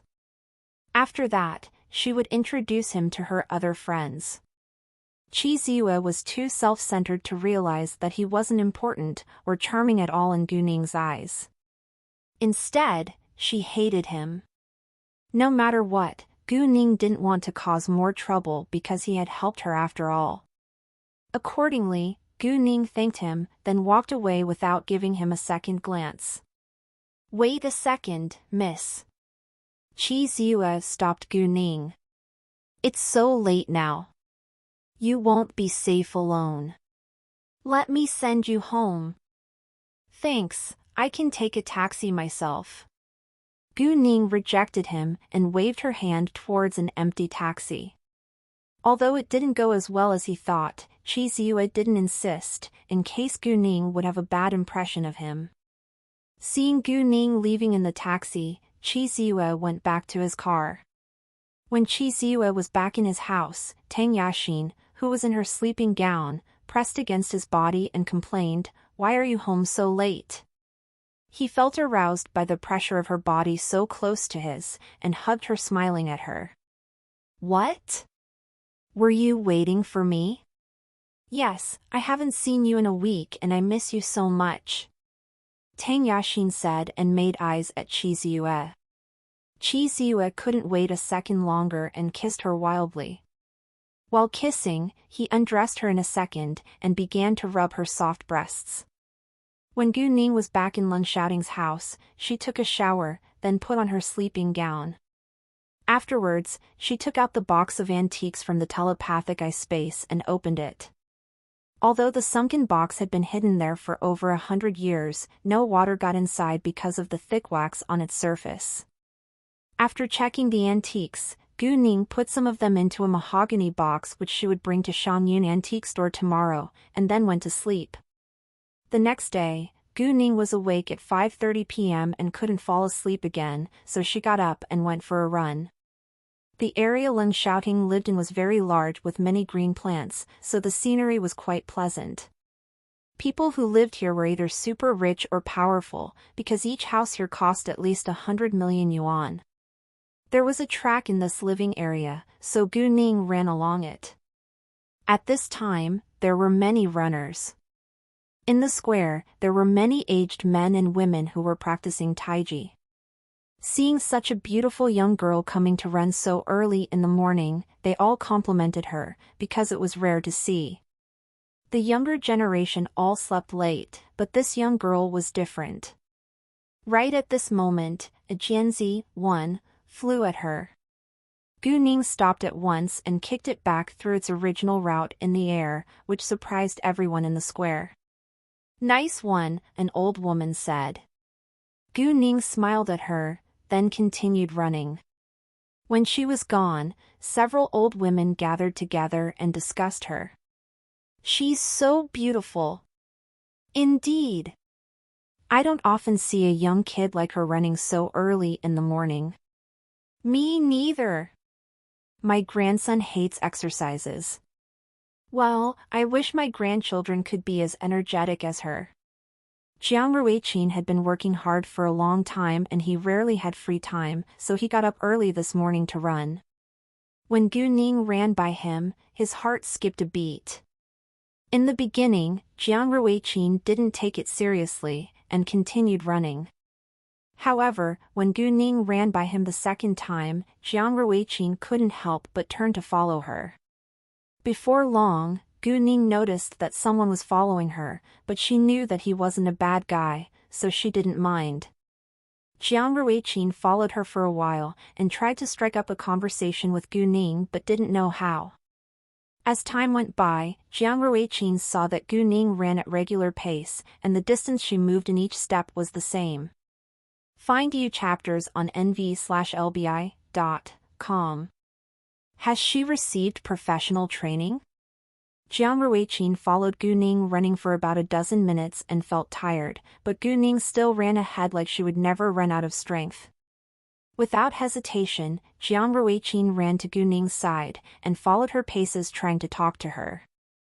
"Hey, miss, nice to meet you.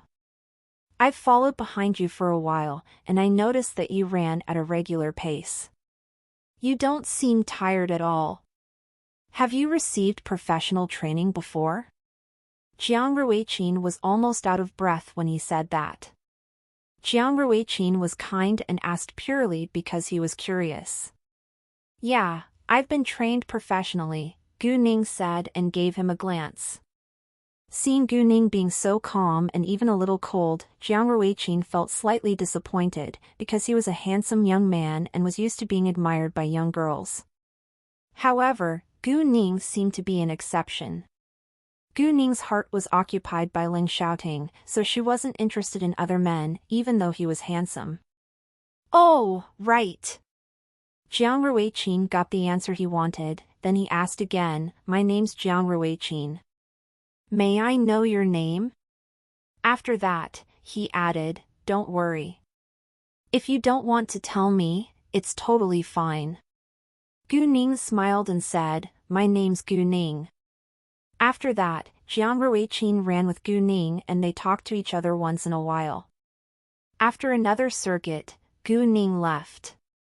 It was the first time that they had met each other, so Jiang Ruiqin felt shy to ask for her phone number. Anyway, she lived here and often ran in the morning. He was confident that they would meet again soon. Gu Ning went back to the house and took a shower before she walked out. She went to have breakfast first, then went to her company. Once she arrived, Zhang Xuanjie asked her, "Boss, the construction of the store is coming to an end. When will it open?" "I think it'll be delayed, because the branch in City B is about to open the next weekend. We'll open the branch here after that," Gu Ning said. Today was Monday, and the opening ceremony in City B was just 4 to 5 days away. 1. Jianzi is a traditional Chinese sport in which the players try to keep a heavily weighted shuttlecock in the air using their bodies, excluding their hands. It also refers to the shuttlecock used. "Boss, it's done." Kay gave the flash drive back to Gu Ning. "Wow, you're very efficient." Gu Ning was surprised. "It's very easy for me," Kay said. It was child's play in his eyes. Fine. Gu Ning had to admit that Kay was indeed a computer master. Afterwards, Gu Ning called Quan Mingkai and told him that the ad was done and that she would send it to him later. She would also send someone to sign the contract and pay the fee. Quan Mingkai was astonished by Gu Ning's efficiency, and he was doubtful whether the ad was good enough since it was done in such a short time. However, when he saw the posters and video, he was stunned because they were masterpieces. Gu Ning called Zhou Xinghong to handle things with Quan Mingkai. After lunch, Gu Ning went to the antique street, but she drove Qinsongyi's car. Kay and Qinsongyi's assistants arrived last night along with their cars. Kay's car was too noticeable and Gu Ning disliked it, so she chose Qinsongyi's.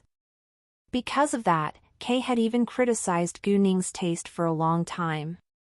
Kay normally wouldn't lend his car to others, but Gu Ning even refused to use his. Gu Ning drove Qinsongyi's Land Rover to the antique street later. She parked the car in the parking lot next to the entrance of the antique street, then took out the mahogany box from her telepathic eye space before she walked in. The mahogany box was as big as a 24-inch suitcase. It wasn't light, but it seemed very effortless for Gu Ning to carry it. Although Gu Ning already had many real antiques, she couldn't help using her jade eyes to search for more around the antique street. She hadn't been here for a long time, so she thought that she might find a piece or two. After a short time, Gu Ning noticed two real antiques at the roadside. One was a blue and white porcelain pen holder, while the other was a Yixing clay teapot. Gu Ning paid 2,000 yuan for them. Isn't it Girl Gu? Gu Ning walked ahead and heard an old man's voice all of a sudden. She looked over and saw Jiang Zhongyu. Master Leng and Master Su along with 6 bodyguards were with Jiang Zhongyu. Although Gu Ning never met Master Leng officially, she had seen his photo in the news, so she recognized him at first glance. However, when Gu Ning encountered Master Leng, she got quite nervous. Even though she knew that Master Leng didn't know her, she couldn't help feeling anxious, because she was worried that Master Leng might not like her. Gu Ning had never been so nervous before, because Master Leng was the only person Leng Xiaoting cared about in his family. Even so, Gu Ning did her best to stay calm, and walked to them with a smile. It's so nice to see you, Master Jiang, Master Su and this master too. Haha, Girl Gu, it's been a while. Master Su said. He was happy to see Gu Ning. Jiang Zhongyu's sight fell on the box carried in Gu Ning's arms. Girl Gu, are there any antiques in this box? Yes. I just got them, and I'm going to put them in Shangyun Antique Store, Gu Ning said. Hearing that, their eyes lit up at once. Jiang Zhongyu said in a hurry, let's go together. Sure, let's go. Gu Ning said and guided the group forward. They, of course, knew where Shangyun Antique Store was, but they thought that it was more polite to follow Gu Ning, since she was its boss now. Girl Gu, let me introduce you.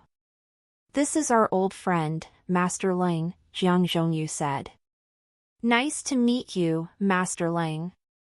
Gu Ning greeted him politely, although she was still very nervous in her heart.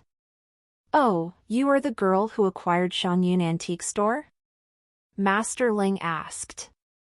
He just thought that Gu Ning was a pretty young girl, but didn't think further. If he knew that Gu Ning was Leng Xiaoting's girlfriend, he would definitely change his attitude. Unfortunately, he didn't know that yet. Yes, I am, Gu Ning said politely. Great. You're a successful young businesswoman, Master Leng said and appreciated her ability. There were few young people who loved antiques, but Shangyun Antique Store became more popular once this girl had acquired it. After a short time, they arrived. Good morning, boss. Qin Darong welcomed Gu Ning at once. When he saw the group of people behind Gu Ning, he also greeted them with respect. So nice to see you, Master Su, Master Jiang, and this master. Welcome.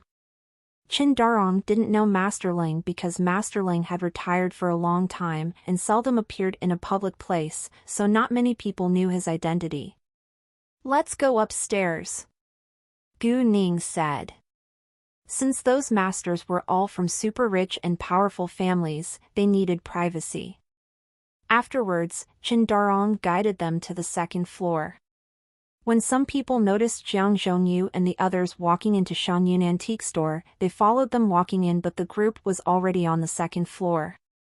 Some left right after since they couldn't meet Master Jiang, while some bought several pieces of handicrafts before they left.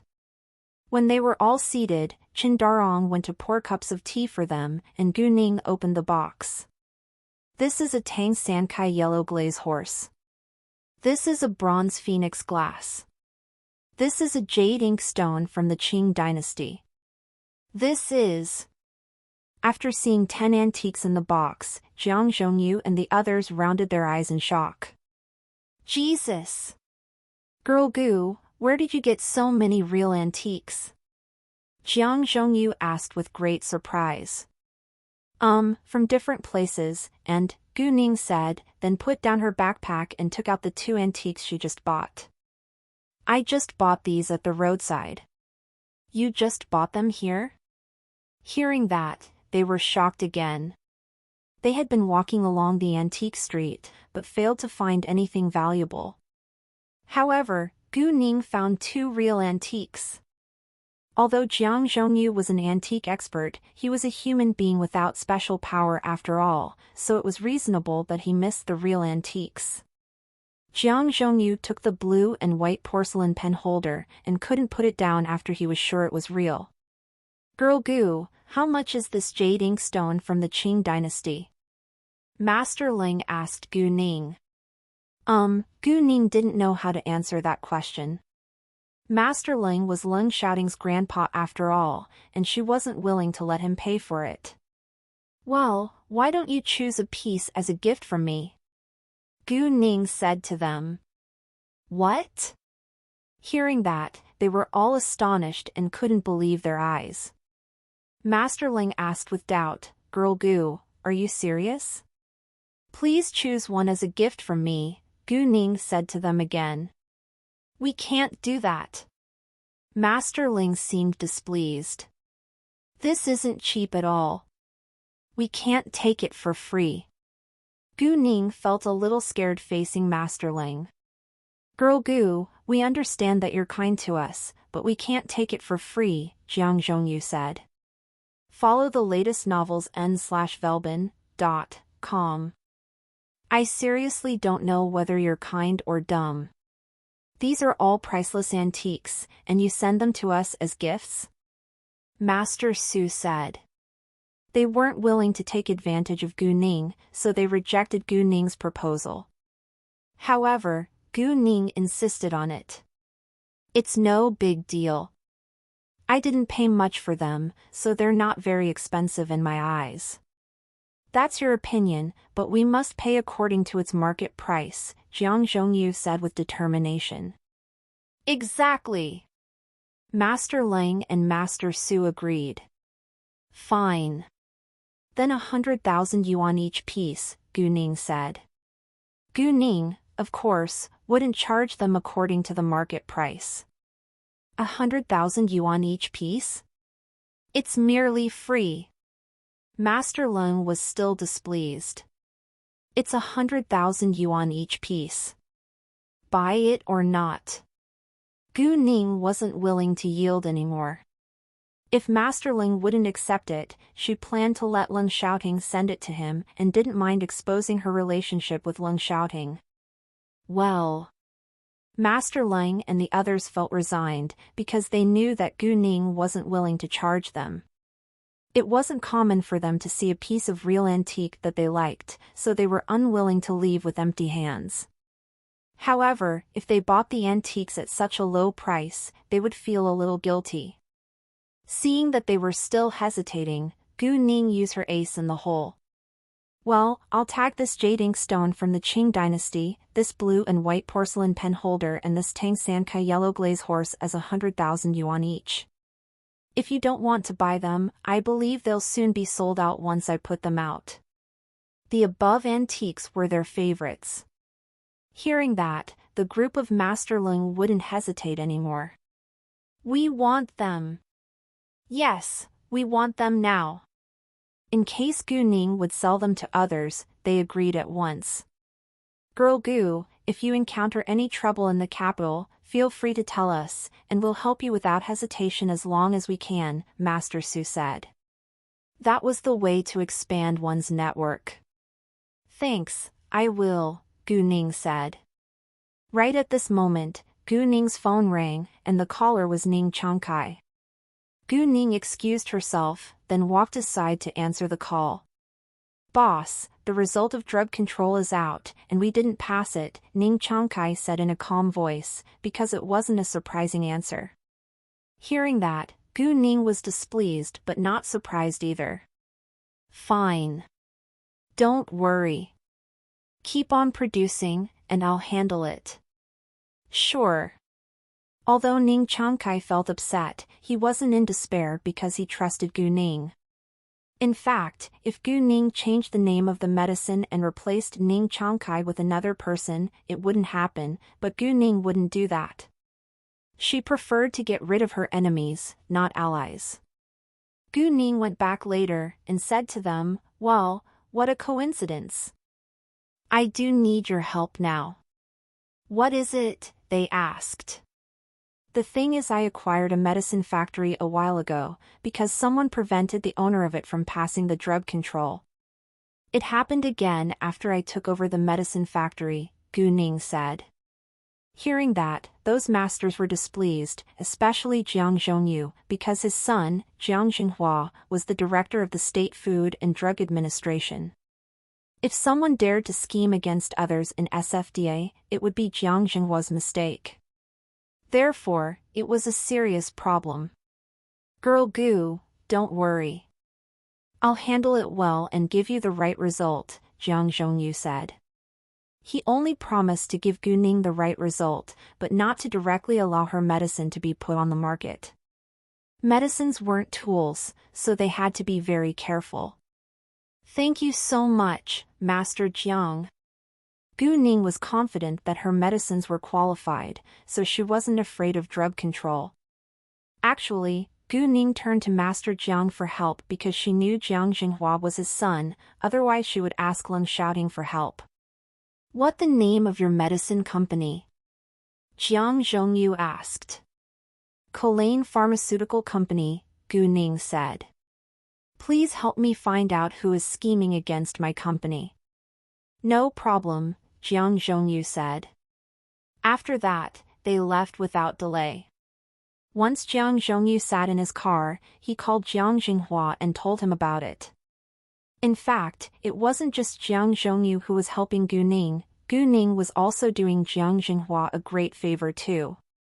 The capital was the center of politics and power, and everyone behaved with great caution to prevent being involved in trouble. The competition in politics wasn't less violent than that in business. If Gu Ning didn't tell him, but expose it before the media, his family would be in great trouble. Although his family was very powerful, their enemies were powerful too. Even though it wasn't Jiang Xinhua's fault, he had to take responsibility for it.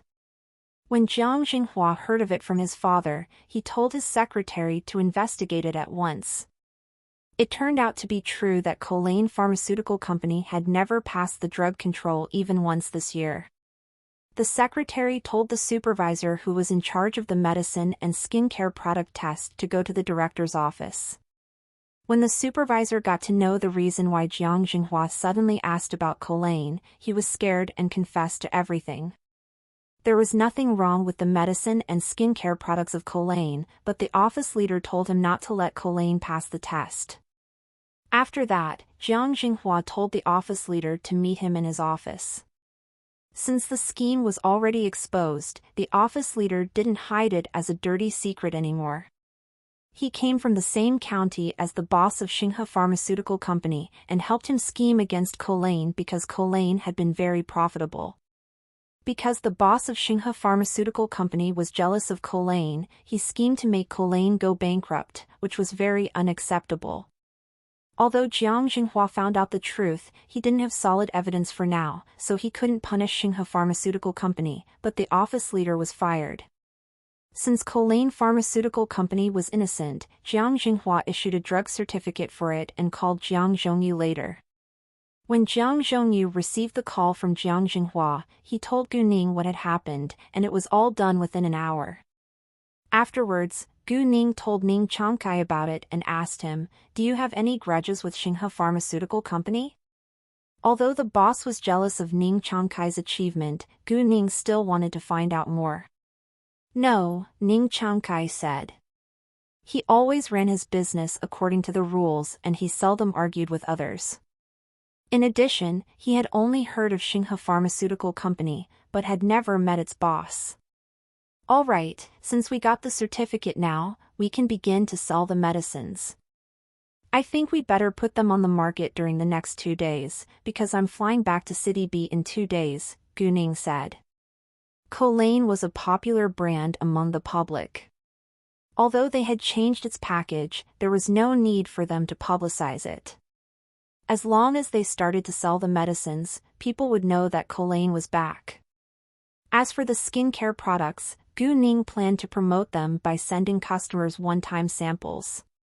Once people found out about its great effect, they would come back and buy them again. In fact, if they wanted to have loyal customers, word-of-mouth recommendations were much more persuasive than advertisements. The skincare products were named Cozy, and it was a registered brand name. Cozy was an independent brand, but it was still under the name of Colane. Please pack 20 sets of skin toner, emulsion and serum along with 20 sets of sheet masks for me first. Those are gifts and I'll come get them later, Gu Ning said. No problem, Ning Changkai said, and went to prepare after hanging up with Gu Ning. The majority of their products were skincare products, but Gu Ning told them to continue to produce them, because she was confident that they would be popular. Gu Ning called Kei later and told him to investigate Xinghe Pharmaceutical Company. She decided to wait for the result before she punished Xinghe Pharmaceutical Company. If Xinghe Pharmaceutical Company wasn't doing its business legally, it would be in great danger. If it was running its business according to the law, Gu Ning would punish it lightly. Visit no.v3lb/n.cm for new OVL. An hour later, Gu Ning arrived at the medicine factory to fetch the products she needed. She was going to build a high-end brand, so it wasn't cheap. A set consisted of a skin toner, emulsion and serum, which cost 3,800 yuan. It was an acceptable price for most people. As for the facial masks, there were 6 sheets in a box, and it cost 288 yuan. Although its price was a little higher than other facial masks, its effect was worth it. When Gu Ning got the skincare products, she put them in her telepathic eye space, and only left 2 sets in her backpack, because she was going to give them to Song Manny and Xia Yichu. Therefore, Gu Ning went to the building of her corporation after she left the medicine factory. When Song Manny received the gift from Gu Ning, she was very happy. "Boss, do I get a gift too?" Kei approached them and asked. "You're a man," Gu Ning said and joked, "Do you want to be a woman?" "Well, if you want, start with wearing makeup." Ha ha. Hearing that, everyone laughed. Kei argued, "Men can use skincare products too." "Unfortunately, I didn't produce male skincare products." Gu Ning shrugged. Kei was annoyed, but couldn't do anything about it. Gu Ning didn't give the gift to Xia Yichu in person, but told Song Manny to do it for her. Since Song Manny and Xia Yichu didn't have many friends or relatives in the capital, Gu Ning hoped that they could become friends. After that, Gu Ning called Su Qinin. She was going to give her a set too. Although they weren't close, they had each other's phone number. Su Qinin was born in the Su family, and she was a walking ad for Gu Ning. If she became a loyal customer of Gu Ning's skincare products, the brand would soon be popular in high society. Those super rich ladies might doubt Cozy, but they wouldn't doubt Su Qinyin. Gu Ning didn't know whether Su Qinyin would like Cozy, but she knew that Su Qinyin would try it for the sake of Leng Xiaoting. As long as Su Qinyin tried it, Gu Ning was confident that she would like it.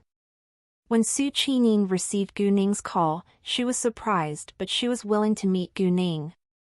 Therefore, Su Qinyin left her home at once. Su Qinyin, where are you going? It's lunch time. Seeing Su Qinyin leaving again, her mother called her loudly. One of my friends came here, so we'll dine together, Su Qinyin said. Your friend? Male or female? Her mother asked in a hurry. Su Qinyin rolled her eyes. She knew what her mother was thinking. Female. Hearing that, her mother felt disappointed. Su Qinyin was in her mid-20s now, but she was still single and always hung out with female friends. Su Qinyin soon arrived at the appointed restaurant, and Gu Ning was already waiting for her inside. I'm sorry to keep you waiting, Su Qinyin said. Not at all. I just arrived too, Gu Ning said with a smile. Please have a seat. After ordering, Su Qinyin asked, where is Xiaoting? Isn't he with you? Oh, he left to carry out a task, and he isn't in the capital now. I came here for business, Gu Ning said, then took out the set of skincare product from her backpack. I've prepared a gift for you. It's a new product from my medical company. I don't know whether you'll like it or not, but I strongly suggest you give it a try. Although Gu Ning did want to gain a reputation for cozy through Su Qinyin, she wouldn't force her to do that. Your medical company? Hearing that, Su Qinyin was surprised again. She didn't expect that Gu Ning would be able to do some things at such a young age. Yes, Gu Ning replied. Well, thanks. I'll try it. Su Qinyin was happy to receive Gu Ning's gift, and she trusted Gu Ning too. Oh, are you free tonight? Su Qinyin asked Gu Ning. Obviously, Su Qinyin had her plan. Yes, Gu Ning said. Hearing that, Su Qinyin's face lit up. Then hang out with me. One of my friends just opened a music bar and it's interesting. Sure. Gu Ning agreed. She called Su Qinyin, and Su Qinyin came to meet her without hesitation, so it would be impolite if she rejected her invitation now. Anyway, she had nothing else serious to deal with. Afterwards, Su Qinyin drove Gu Ning to meet her friends. Gu Ning, have you heard? Yusin is Si Ming's girlfriend now, but both of them are very busy, so they seldom meet each other. I wonder what will happen to them in the future. Su Qinyin was a little worried about their relationship. Saying that, she suddenly thought that Leng Xiaoting and Gu Ning were in the same situation. Gu Ning, you seldom meet Xiaoting too, right? Don't you feel lonely? Gu Ning smiled and said, sometimes I do, but not often, because I have many things to deal with in my life too, so I don't have much time to feel lonely. I'm still young, and I'm fighting for my future. I don't think it's a bad thing.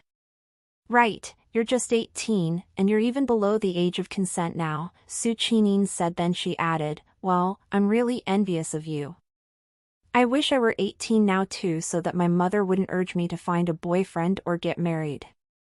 It isn't easy to find a boyfriend now. Su Qinyin had even run away from home because of it many times, but she always went back after a short time. Doesn't your older brother have many single comrades? Don't you like any of them? Gu Ning asked. Gu Ning understood that Su Qinyin must have not found someone she liked among them, otherwise she wouldn't have stayed single for such a long time. Su Qinyin shook her head and said, I don't like soldiers. They're too busy. Like my older brother, I only see him a few times a year. She was right. Soldiers indeed were very busy, and their partners had to get used to loneliness. Around a dozen minutes later, Gu Ning and Su Qining arrived at the newly opened music bar. It was a large, popular bar. The music inside wasn't very loud, so it wasn't noisy. Gu Ning followed Su Qining to a booth, and there was already a man sitting there with snacks, fruits and bottles of wine on the table. The man was around 30 years old. He wasn't handsome, but was quite charming.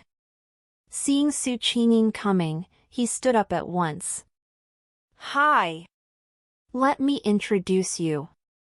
This is the boss of this bar, Song Nan," Su Qining said to Gu Ning, then turned to talk to Song Nan. "This is my friend, Gu Ning." "Nice to meet you, Mr. Song." "Nice to meet you too, Miss Gu." "Please have a seat," Song Nan said to them. After Gu Ning and Su Qining were both seated, Song Nan asked, "Only two of you?"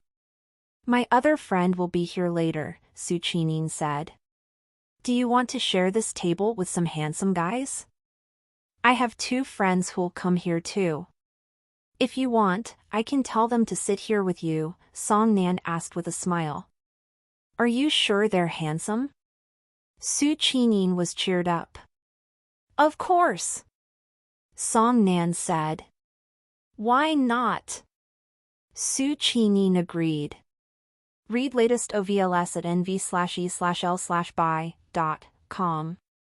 A dozen minutes later, they arrived. Coincidentally, Gu Ning had met one of them before. When one of them saw Gu Ning, his eyes lit up at once. "Hi, Miss Gu. What a coincidence." "Nice to see you, Mr. Jiang," Gu Ning said politely, but kept a distance from him. The man was Jiang Ruiqin. Jiang Ruiqin was thinking about Gu Ning all the time, and he even planned to run in the morning tomorrow again to meet her. To his surprise, they met again that night. "Oh, you know each other already." Song Nan smiled, then gave Jiang Ruiqin a glance. He noticed something different from Jiang Ruiqin's reaction. It was obvious that he liked Gu Ning, but Gu Ning seemed calm. They had just met each other after all, and weren't familiar yet. "Hey, I'm here too." "Didn't you see me?" Su Qining said with annoyance, feeling displeased at being ignored. Jiang Ruiqin didn't notice Su Qining until she said that and felt a little embarrassed. "Hi, Qining." The Ling family, the Su family and the Jiang family were very close, and the younger generation of them all grew up together. "You know each other too?" Song Nan was astonished. "Yes, we grew up together," Su Qining said with pride. "Well, let me introduce you. This is my friend, Tang Qingyang. He was studying abroad and just came home." Jiang Ruiqin introduced the man who came with him to the others. Hearing the name Tang Qingyang, Gu Ning was shocked and looked to him at once. He still looked the same. He was back. Tang Qingyang was Tang Aining's younger cousin and owned 15% shares of the Tang family's business group in the capital. The Tang family in the capital had 3 brothers. The eldest brother was Tang Bingsen, the younger brother was Tang Qingyang's father, Tang Bingchao, and the youngest brother was Tang Bingjiang, who was in his early 40s and had a 17-year-old son as well as a 13-year-old daughter. In addition to Tang Bingsen's 51% stake in the business group, Tang Bingchao and Tang Bingjiang each had 15%, and the rest was held by other shareholders and the market. However, 3 years ago, Tang Bingchao had died in a car accident, so his 15% shares fell into Tang Qingyang's hands. An idea dawned on Gu Ning. She thought that it wouldn't be a bad idea to cooperate with Tang Qingyang to gain complete control of the Tang family's business group. Tang Bingsen was the mastermind behind the death of Tang Qingyang's father, and Tang Qingyang must have sensed something when he was younger, so he had decided to study abroad all of a sudden. If so, he must have come back now for a reason. However, it would be hard for Tang Qingyang to defeat the Tang family alone unless he had powerful allies. In Gu Ning's previous incarnation, Tang Yaxin and Qi Ziyue gathered a group of armed men to kill her. The Tang family had support from an armed gang. Although the gang was barely comparable with the Qin gang or the Kirin gang, it was threatening enough in ordinary people's eyes. Only a few people knew the name and location of the armed gang behind the Tang family. Even Gu Ning herself knew very little about it. In her previous incarnation, she was merely a killing machine in Tang Bingsen's eyes, so it was impossible that Tang Bingsen would allow her to know much about his secrets. However, Gu Ning wasn't afraid of Tang Bingsen's power at all. Instead, she was quite interested in ruining his power. At the same time, Gu Ning had no intention to be the chairman of the Tang family's business group, because she preferred to build up her own business empire. In that case, if Tang Qingyang wanted to take over the Tang family's business group, she was willing to help him. Tang Qingyang also noticed Gu Ning looking at him differently, but he didn't take it seriously. They greeted each other, then sat down. Before long, Su Qinin's other friend arrived. It was a 25-year-old sexy woman. She was wearing a tight dress, which accentuated her figure, and she attracted a lot of attention from men in the bar when she walked over. Even Song Nan and the others who had seen countless beautiful women before couldn't help giving her glances. "Hi, everyone!" She walked up to them and flipped her hair, which was quite alluring. Even her voice sounded sexy. Saying that, she sat right next to Song Nan and said, "We meet again, handsome guy. Don't you see the two really handsome men in front of you?" Song Nan said with annoyance. "Well, why are you so displeased with it? I'm not making fun of you." She rolled her eyes at Song Nan. Even though she was rolling her eyes, she still seemed very attractive, as if she was born a stunner. Song Nan didn't know what to say. He always failed in an argument with her. Su Qining laughed, then introduced the woman to them. "Let me introduce you. This is my friend, Gu Anna." After that, she introduced the others to Gu Anna. "Hi, Gu Ning, have we met before? You look so familiar," Gu Anna said to Gu Ning, but she sounded like she was flirting with Gu Ning. Gu Ning understood that Gu Anna was serious, but she was sure that this was the first time they had met each other. "Maybe," Gu Ning replied with a smile. Gu Ning didn't care about it, but Gu Anna fell into deep thought. She thought that she must have seen Gu Ning's face somewhere before. Visit NoV3LB/N.cm for new OVL. All of a sudden, Gu Anna took out her phone and searched Gu Ning's name on the internet. "Oh, it's really you. Goddess Gu," she exclaimed with excitement. Everyone was surprised, looking at Gu Anna with confusion, then turned to look at Gu Ning. "What?" Gu Ning, however, realized that Gu Anna must have seen her picture on the internet. "Goddess Gu, I admire you so much." Gu Anna became Gu Ning's biggest fan at once. "Could you please take pictures with me? My colleagues will be very jealous of me." Gu Anna seemed so adorable, and nobody had the heart to reject her. However, before Gu Ning could say a word, Su Qining asked, "What's going on here?" "Search Gu Ning's name on the internet and you'll know," Gu Anna said with impatience, then looked at Gu Ning with anticipation, like she would cry if Gu Ning rejected her. The others took out their phones and searched Gu Ning's name on the internet without delay. Gu Ning couldn't resist Gu Anna's charm, so she agreed. Gu Anna immediately got up and moved to Gu Ning's side. She took many photos of her and Gu Ning within seconds. When Su Qining and others read the news about Gu Ning, they were all shocked. "Miss Gu, it was you who rescued my younger cousin." Jiang Ruiqin was excited and astonished. "Your younger cousin?" Gu Ning didn't know whom Jiang Ruiqin was talking about. The boy who had been kidnapped on the overpass, Jiang Ruiqing said. Oh, that. Gu Ning figured out that Jiang Ruiqing was Master Zhang's grandson. Wow, Gu Ning, you're so amazing. Su Qining was totally amazed by what Gu Ning had done. I can't believe it's true. Song Nan said. Miss Gu, have you been practicing kung fu ever since you were a kid? Yes, Gu Ning said. I'm curious whether you can beat Jinchen down, Jiang Ruiqing said. Of course she can. Su Qining said with obvious admiration towards Gu Ning. Read latest OVLS at nv/e/l/buy.com. What? Hearing that, Jiang Ruiqing was even more shocked. Did they try it? Although it was a question, Jiang Ruiqing already had the answer, otherwise Su Qining wouldn't have said that Gu Ning could beat Su Jinchen down. Yes, but it didn't last long, because my older brother clearly couldn't win, Su Qining said, and she didn't bother to hide her disdain for Su Jinchen.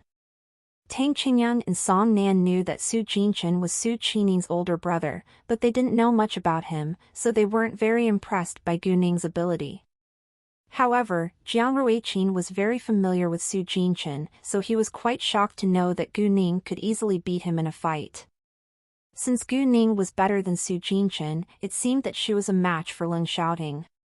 Jiang Ruiqing didn't know that Gu Ning actually was Leng Xiaoting's girlfriend, and thought that it was impossible that they could meet each other, so he didn't mention Leng Xiaoting. Su Qining, couldn't you save your older brother some face? Gu Anna was amused.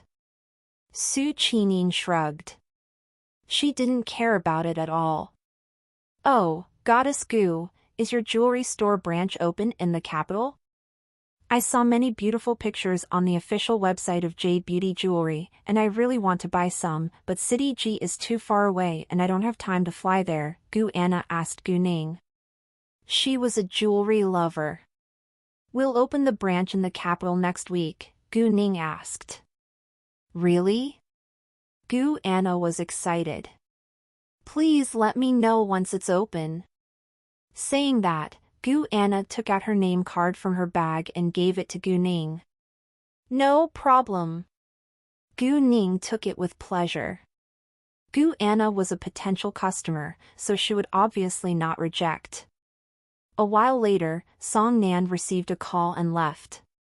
If you'll excuse me, I need to use the ladies' room, Gu Anna said, then walked to the ladies' room. However, when she walked back, a young man stopped her.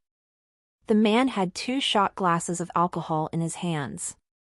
He gave one shot glass to Gu Anna and said, Hey, beauty, let me buy you a drink. Thanks, but I don't want to drink right now, Gu Anna said. The man felt a little embarrassed and glanced around, then said to her in a low voice, Do me a favor. I made a bet with my friends. If you drink this shot, they'll lose 20,000 yuan, and I can give you 10,000 yuan. How is it? Gu Anna sneered. Although she didn't know whether this man was telling the truth, she wouldn't take the risk of drinking a shot of alcohol given by a stranger in a bar. If the alcohol was doctored, she would be in danger. 10,000 yuan is nothing in my eyes. Please get out of my way, Gu Anna said with disdain, then walked away. However, the man was annoyed by her attitude. I think you better listen to me and drink it now. If you embarrass me, I'll make you a joke. Gu Anna was displeased, but she wasn't afraid. I think you better leave me alone now. The boss of this bar is my friend. Hearing that, the man was struck dumb for a second, but he wasn't scared either. So what? Song Nan is nobody. Song Nan was indeed nobody in his eyes, but Gu Anna admired Song Nan. She frowned, feeling the danger ahead. It was Song Nan's bar, so Gu Anna wasn't willing to cause any trouble. What should she do now? What do you want to do? Gu Anna asked coldly. Drink it, he said. It seemed he wouldn't let her go unless she drank the shot. Gu Anna rolled her eyes, walking away, but was grabbed by the man. The man slapped her across her face, and the clear sound attracted a lot of attention from people in the bar. However, nobody helped her, because none of them wanted to be involved in this mess. F***CKU, bitch, the man even swore at her. In fact, Gu Ning had noticed them, but she thought that the man was Gu Anna's friend. However, to her astonishment, he slapped Gu Anna. If the man slapped a stranger, she wouldn't get involved, but Gu Anna was her friend's friend after all, so she couldn't stand aside. Therefore, Gu Ning stood up at once. She didn't say anything, walking towards them. Su Qinin and the others thought that she was going to the ladies' room, so they didn't pay much attention to her. How dare you! Gu Anna was so mad that she grabbed a bottle on the nearby table and hit the man over the head without hesitation. Although Gu Anna looked weak, she wasn't a weak woman at all. Instead, she would fight back once she was treated unfairly. Nobody thought that Gu Anna was going to attack the man, and the man was hit right on the head. With a loud crash, the bottle broke and the man's head immediately started bleeding. Everyone was shocked, and the sound also attracted the attention of Su Qinin's group. Damn it! Anna is in danger.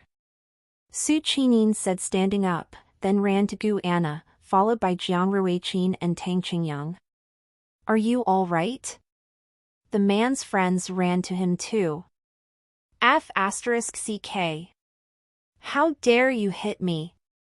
The man was annoyed and attacked Gu Anna. However, when he had just raised his hand was grabbed by a slim, beautiful girl. The girl looked very pretty, but was also cold, which scared him. Besides, this girl was so powerful and he couldn't move at all. Without delay, Gu Ning broke the man's wrist and kicked the back of his knee. The man abruptly knelt down right before Gu Anna. The scene shocked everyone in the bar again. How dare you hit Lord Lin? Lord Lin's two friends stepped forward, trying to attack Gu Ning, but was stopped by Jiang Ruiqin and Tang Qingyang. Let me go! They struggled and argued loudly, but couldn't get rid of the control of Jiang Ruiqin and Tang Qingyang. What happened? Su Qinin asked with concern. The man tried to force me to drink a shot and I refused, so he slapped me. Gu Anna said in anger. She was born in the Gu family, and nobody dared to humiliate her like that. In the capital, there was only one super rich family called Gu. Hearing that and seeing the palm mark on Gu Anna's face, Su Qinin was in a rage. She didn't hesitate to slap the man several times and said, "Who do you think you are? Stop it! Do you know who he is?" He is, a friend of the man tried to stop Su Qinin. However, Su Qinin interrupted him with impatience and said with disdain, "I don't care." Saying that, she slapped the man once more. At this moment, Song Nan walked to them after hearing the fight. Song Nan, if you don't support Lord Lin today, your bar will be closed. Another friend of the man who was the so-called Lord Lin said with obvious arrogance, like he was the king. Song Nan, instead, ignored him. He coldly stared at the man and said, "Lord Lin, don't be so arrogant. Your family could be punished because of you." Song Nan didn't tell them who Gu Anna was, but it was quite obvious that Gu Anna came from a family that was much more powerful than their families. Hearing that, Lord Lin's two friends shut their mouths at once. As for Lord Lin, he didn't have the strength to resist now. Newest tirais at n/vel/b/i/n.co. Send him to the hospital. If he wants to get revenge on me, I'm here waiting for him, Song Nan said.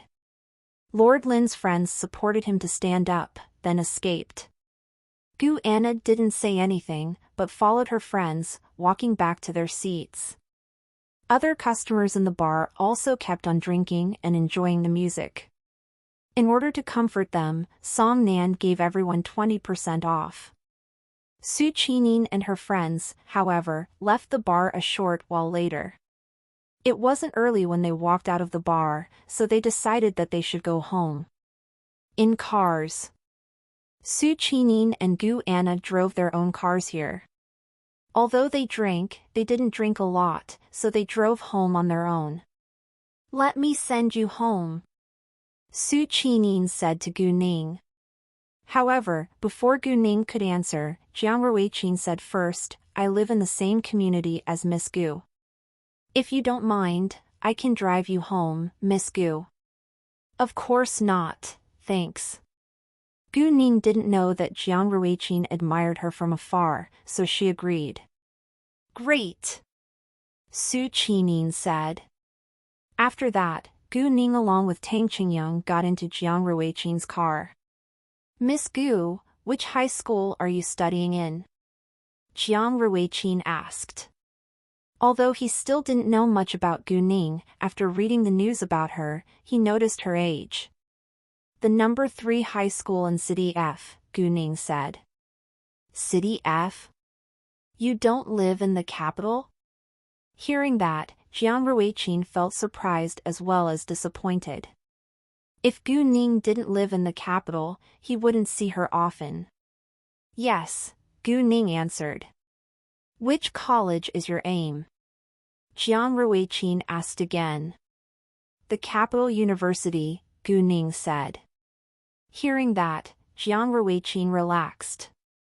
As long as Gu Ning was going to stay in the capital, he would have more chances to meet her. "Oh, why don't we exchange phone numbers? You can turn to me for help if you encounter any trouble in the capital. You're Qining's friend after all, so you're my friend too," Jiang Ruiqing said kindly. He seemed calm, but was actually very nervous because he was afraid that Gu Ning would reject him. Tang Qingyang, who was Jiang Ruiqing's close friend, also noticed that Jiang Ruiqing liked Gu Ning. He had never seen Jiang Ruiqing being so kind and gentle to a girl when they met for the first time. All test NOVL on novelben/.cm. "Sure, tell me your phone number." Gu Ning agreed, because Jiang Ruiqing was Jiang Zhongyu's grandson and she would meet him in the future. Hearing that, Jiang Ruiqing finally relaxed, then told Gu Ning his number. Gu Ning called him, then hung up at once. "Mr. Tang, why don't we exchange phone numbers too?" Gu Ning took the initiative to ask for Tang Qingyang's number because she knew that she was going to cooperate with him.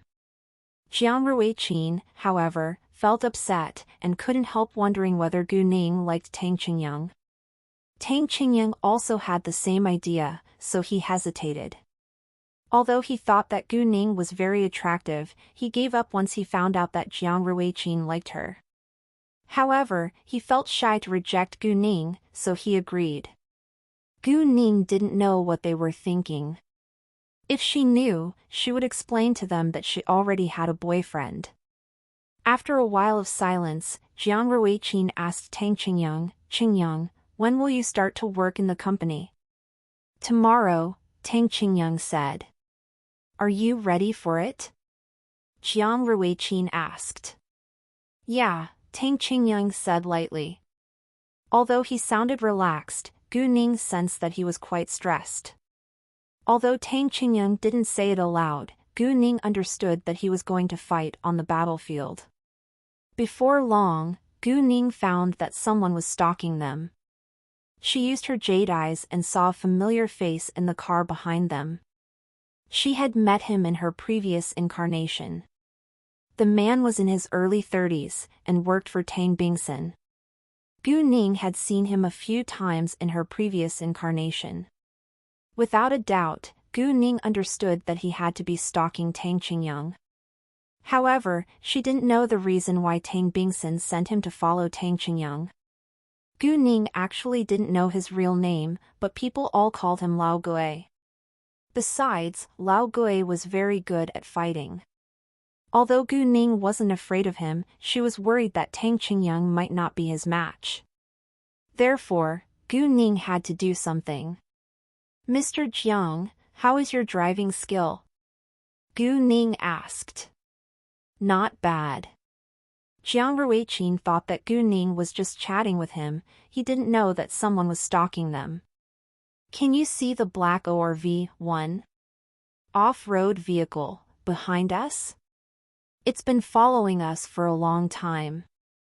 I think someone is stalking us, Gu Ning said. What? Hearing that, both Jiang Ruiqing and Tang Qingyang were surprised, then displeased. Tang Qingyang turned back and saw a car following not far behind them. Even though they had made several turns, the car still followed them. At this moment, they were sure that someone was stalking them. I think I'm the target, Tang Qingyang said. Although he said it with doubt, he was very sure that he was the target, because he clearly knew that he was in a very dangerous situation now. What should we do? Jiang Ruiqing asked in a deep voice. Are you confident that you can get rid of him? If you're not, let me do it, Gu Ning said with a serious face. A touch of embarrassment flashed by Jiang Ruiqing's face. I don't think I can do it. Can you? He wasn't doubting Gu Ning's ability, but he was worried about her safety. I can, Gu Ning said with confidence. Ever since Jiang Ruiqing got to know what Gu Ning had done, he had great admiration for Gu Ning and he trusted her. No problem. Let me stop it by the roadside first. Saying that, he stopped the car. When they stopped, the car behind them stopped too. There was a lot of traffic on the road. Jiang Ruiqing and Tang Qingyang would probably never have noticed it if Gu Ning hadn't told them. In order not to arouse their suspicion, Mr. Tang, please go buy several bottles of water. Mr. Jiang, you can stay in the car and directly move to the rear seats, and I'll replace you, Gu Ning said. No problem. Jiang Ruiqing and Tang Qingyang agreed and started to take action. Tang Qingyang, who was sitting in the front passenger seat, got out of the car and walked to a nearby convenience store. At the same time, Jiang Ruiqing moved to the rear seats from the driver's seat and was replaced by Gu Ning. Before long, Tang Qingyang was back and got in the car again. Lao Gui didn't notice any change from behind. Afterwards, Gu Ning reminded them to be prepared, and then she started the car. In the beginning, she drove it at the regular speed, then suddenly accelerated it. She didn't even bother to slow down when there was a lot of traffic, and she could always masterfully overtake other cars on the road. Other drivers on the road all noticed a black private car smoothly moving at a high speed among the traffic. They kept swearing, but had to admit that the driver of the black private car was really skillful. Jiang Ruiqing and Tang Qingyang were both shocked. Even Lao Gui was astonished, and thought that he might have been discovered. Thinking of that, Lao Gui stopped following, in case he would expose himself. After all, he had only received the order to follow Tang Qingyang and see what Tang Qingyang was doing and whom Tang Qingyang was hanging out with. There was no need for him to attack Tang Qingyang right now. Seeing that Lao Gui stopped following, Gu Ning and the others were a little surprised, but didn't think further. Lao Gui called Tang Bingsun the moment he stopped following Tang Qingyang and reported on what had just happened. At that moment, Tang Bingsun was having sex with his mistress, Tian Feifei, in a big house. Tang Bingsun was an aged old man after all, and his body was already out of shape, while Tian Feifei was young and hot. However, she had to sell her body for money and fame, and even pretended to have orgasms when Tang Bingsun penetrated her to please him. Tang Bingsun was in his late 50s now, and he easily ran out of strength. Men always wanted to prove their manhood in bed, and refused to admit that they were aging. Therefore, even though Tang Bingsun clearly knew that he was already old and out of strength, he still didn't want his women to despise him. However, right at this moment, Tang Bingsun's phone rang. He was mad about being interrupted, but he knew that it had to be something important, otherwise his subordinates wouldn't dare call him when he was free. So although Tang Bingsun was displeased, he had to take it. Tian Feifei, instead, couldn't care less about it, because she was always acting in bed with Tang Bingsun. In fact, she thought that her agent was much better than Tang Bingsun. Tian Feifei maintained a secret sexual relationship with her agent, but she didn't have the right to have a boyfriend because of Tang Bingsun.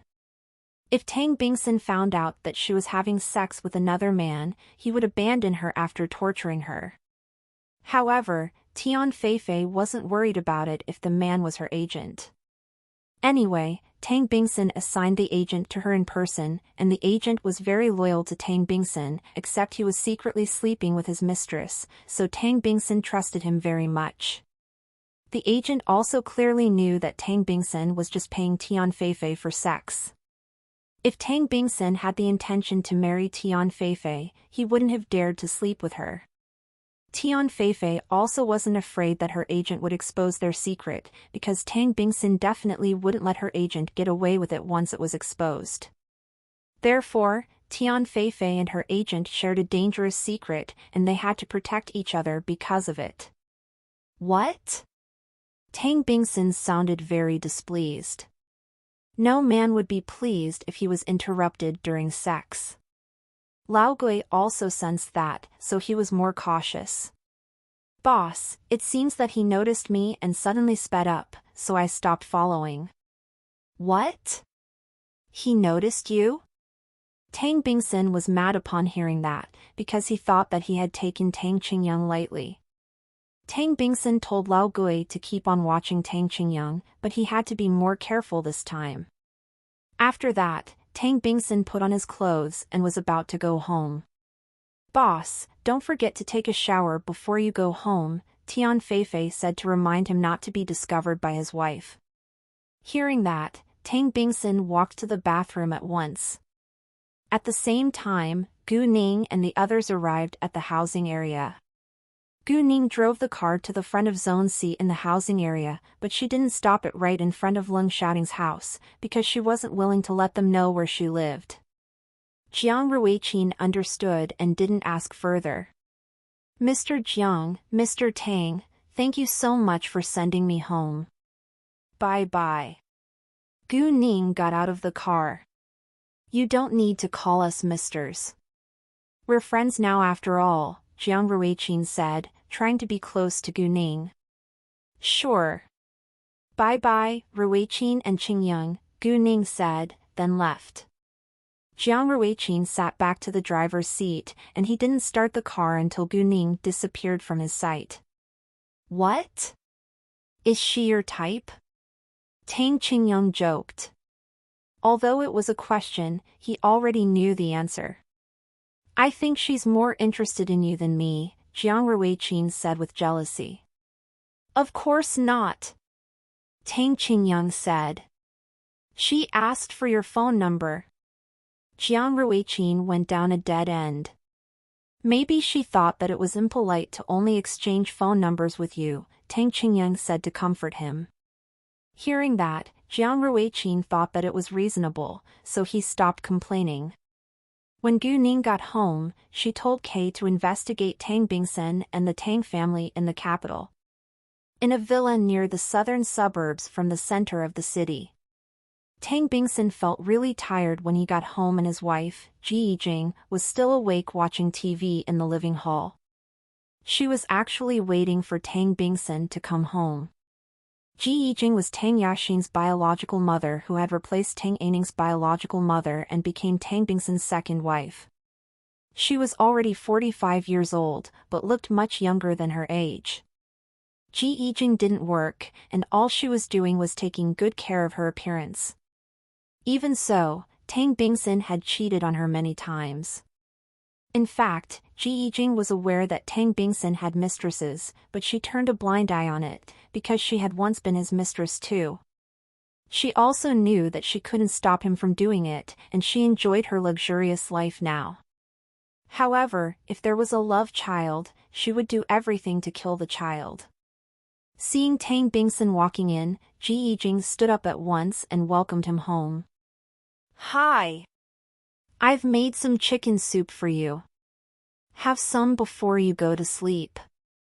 Great, Tang Bingsun said, then walked to the table. Ji Yijing immediately served the chicken soup for him. After drinking the chicken soup, they went upstairs to go to bed. All test NOVL on novelben/.cm. When it was midnight, Gu Ning received Ling Xiaoting's call. Ling Xiaoting didn't want to bother her at midnight, but he just finished his task at this moment and couldn't wait a second longer to call her.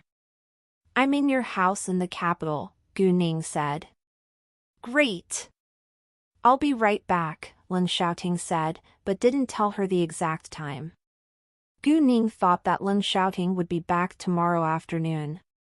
However, to her surprise, she heard the door open at 4 a.m. from the first floor.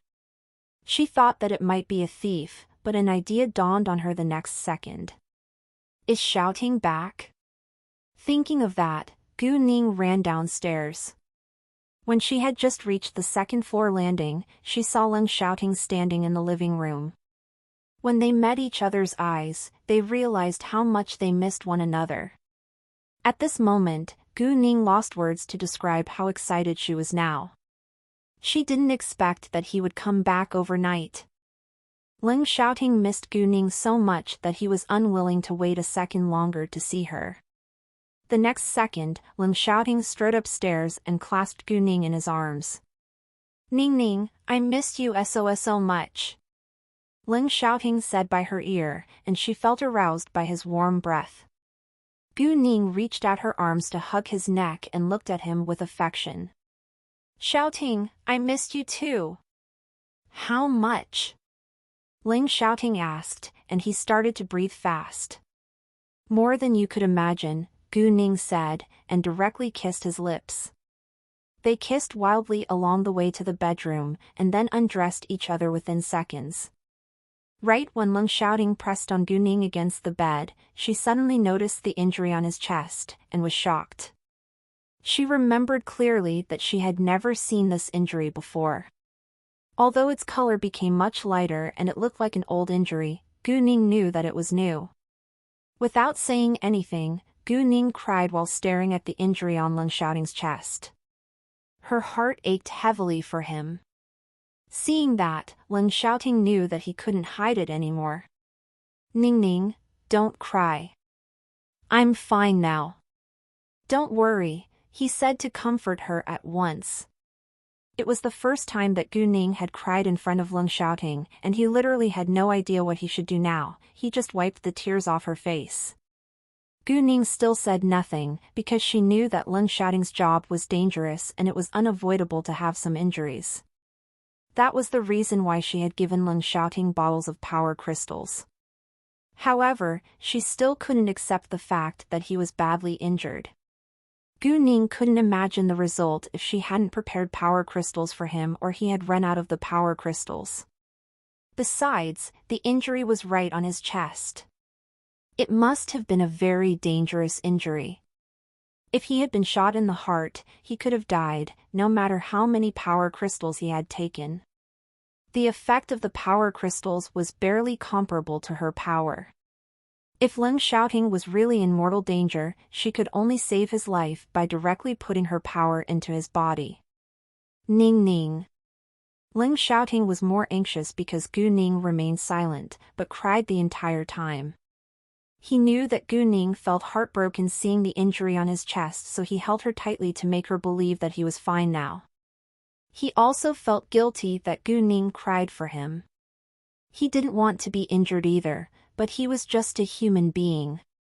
If it was possible, he didn't want to be injured at all in a war or fierce gunfight, so that Gu Ning wouldn't be worried.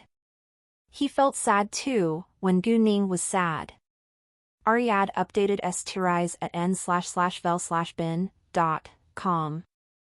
Gu Ning stopped crying a while later and raised her hand to touch Ling Xiaoting's injury, secretly putting her power into his body. Although Ling Xiaoting was fine after taking the power crystals, Gu Ning still wanted his injury to heal as soon as possible. However, Gu Ning just healed the inside of the injury and left its surface the same in order to not arouse Ling Xiaoting's suspicion. Since it already happened, Gu Ning didn't want to say much, but reminded him to be careful the next time. "You must protect yourself well the next time. I will. I promise, Ling Xiaoting said. Even so, Gu Ning still felt sad in her heart, because both of them knew that it was a lie. As long as he was a soldier in the special forces, he was living with danger. The next morning, Jiang Ruiqin got up to run at 6 a.m. in order to encounter Gu Ning. In case Tang Qingyang would interrupt them, he even forbade Tang Qingyang to appear with him. Unfortunately, he didn't see Gu Ning during the whole morning, which disappointed him. He wanted to call Gu Ning, but was afraid that he would disturb her. Most importantly, they just met each other, and weren't familiar, so he felt shy to call her now. Jiang Ruiqin had never been afraid of anything before, but it all changed after he met Gu Ning. Since Gu Ning was absent, Jiang Ruiqin didn't run for long and soon went home. What happened? You seem so upset, Tang Qingyang asked Jiang Ruiqin, although he already had the answer. Nothing, Jiang Ruiqin lied. Fine. Since Jiang Ruiqin wasn't willing to say it, Tang Qingyang wouldn't ask further. Ling Xiaoting hadn't had a good rest for a long time because of his task, so he had a long deep sleep. He didn't wake up until 9 a.m., and Gu Ning was still in her sweet dreams. He fixed his eyes, which were full of love, on Gu Ning, and felt like he had regained a priceless treasure. Gu Ning woke up a while later, and felt a little uneasy when Ling Xiaoting stared straight at her. I'm a little hungry, Gu Ning said. Are you? Let me help. Ling Xiaoting wore an evil smile and pressed on Gu Ning. Hey! Gu Ning pushed him away. I want food, not you. Why were men always thinking about sex? Ling Xiaoting stopped flirting with Gu Ning, and said with love in his voice, sleep for a while longer, and I'll go cook for you. Gu Ning indeed needed more rest now, because she was so exhausted after the wild sex last night. Ling Xiaoting got up at once, and took a shower before he went to go grocery shopping. When Gu Ning woke up again, it was already 11:30 a.m., and Ling Xiaoting had almost finished cooking too. Gu Ning left the bed and took a shower. When she walked out, the dishes were already on the table. Come on. Have a seat, Ling Xiaoting said to her. Gu Ning was starving and enjoyed the meal without hesitation. Ling Xiaoting began to eat as well, and put a lot of food into Gu Ning's bowl. When Gu Ning was almost full, she slowed down and said, I met Master Jiang, Master Su, and your grandpa at the antique street yesterday. Hearing that, Ling Xiaoting was surprised and panicked a little. And? Ling Xiaoting asked. Actually, he wanted to ask whether his grandpa had recognized Gu Ning, but he was afraid that Gu Ning might find out that he already told his grandpa that he had a girlfriend. Gu Ning didn't notice anything unusual with Ling Xiaoting, and said, they bought some real antiques at my store. I didn't want to charge them at the beginning, but they weren't willing to take them for free, so I told them to pay me 100,000 yuan each. Ling Xiaoting nodded. Oh, how is Uncle Tang now? He asked with concern. He's awake now, Gu Ning said. Glad to know that. Ling Xiaoting was relieved. If Tang Yunfan couldn't wake up, Gu Ning and Gu Man wouldn't live a happy life. What's your plan today? Ling Xiaoting asked. The flagship store of Colane is going to open tomorrow, so I want to have a look at the products today, Gu Ning said. I'll go with you, Ling Xiaoting said. After the meal, Ling Xiaoting told Gu Ning to have a rest, and he went to wash dishes himself. Well, it's really good to have a boyfriend who's good at cooking and housework, so that I can eat and sleep well, Gu Ning said and complimented Ling Xiaoting. Eat well, and you can sleep well, Ling Xiaoting said, and the stress was on the word of sleep. Gu Ning flushed and ignored Ling Xiaoting, walking upstairs. She went back to the bedroom and checked her phone. There was a missed call from Su Qining, so she called her back at once. The moment Su Qining answered Gu Ning's call, she was very excited. Gu Ning, the skincare products you sent me are so good. I've never used such a set of effective products before. My skin is very smooth and shiny now. Women all cared about their appearances. Oh, my mother even wanted to steal the set from me, but she failed. Ha ha. Su Qining said with great pride. It seemed that Su Qining's mother also became a loyal customer of Gu Ning's skincare products now. Hearing the good news, Gu Ning smiled with satisfaction. She was confident that her products would soon be popular. When will your skincare products be put on the market? My mother wants it so badly, Su Qining asked. Tomorrow, Gu Ning said. There are also many new products, and you can go to the flagship store tomorrow. In fact, Gu Ning could send Su Qining's mother a set, but she didn't do that because her store would be opening tomorrow and it needed popularity. Where? Where? Su Qining asked with excitement. Number 168, XX Road, downtown. Don't forget to go there along with your mother. Gu Ning said. Of course I won't. I'll tell my mother right now, Su Qining said, then hung up and went to tell her mother the exciting news. Her mother called several female friends at once, and they decided that they would go there tomorrow together. Su Qining's mother had no intention to promote Gu Ning's brand because she didn't know Gu Ning anyway, but she simply thought that the products were quite good, so she recommended it to her friends. Su Qining called Gu Anna later as well, and invited her to go with her.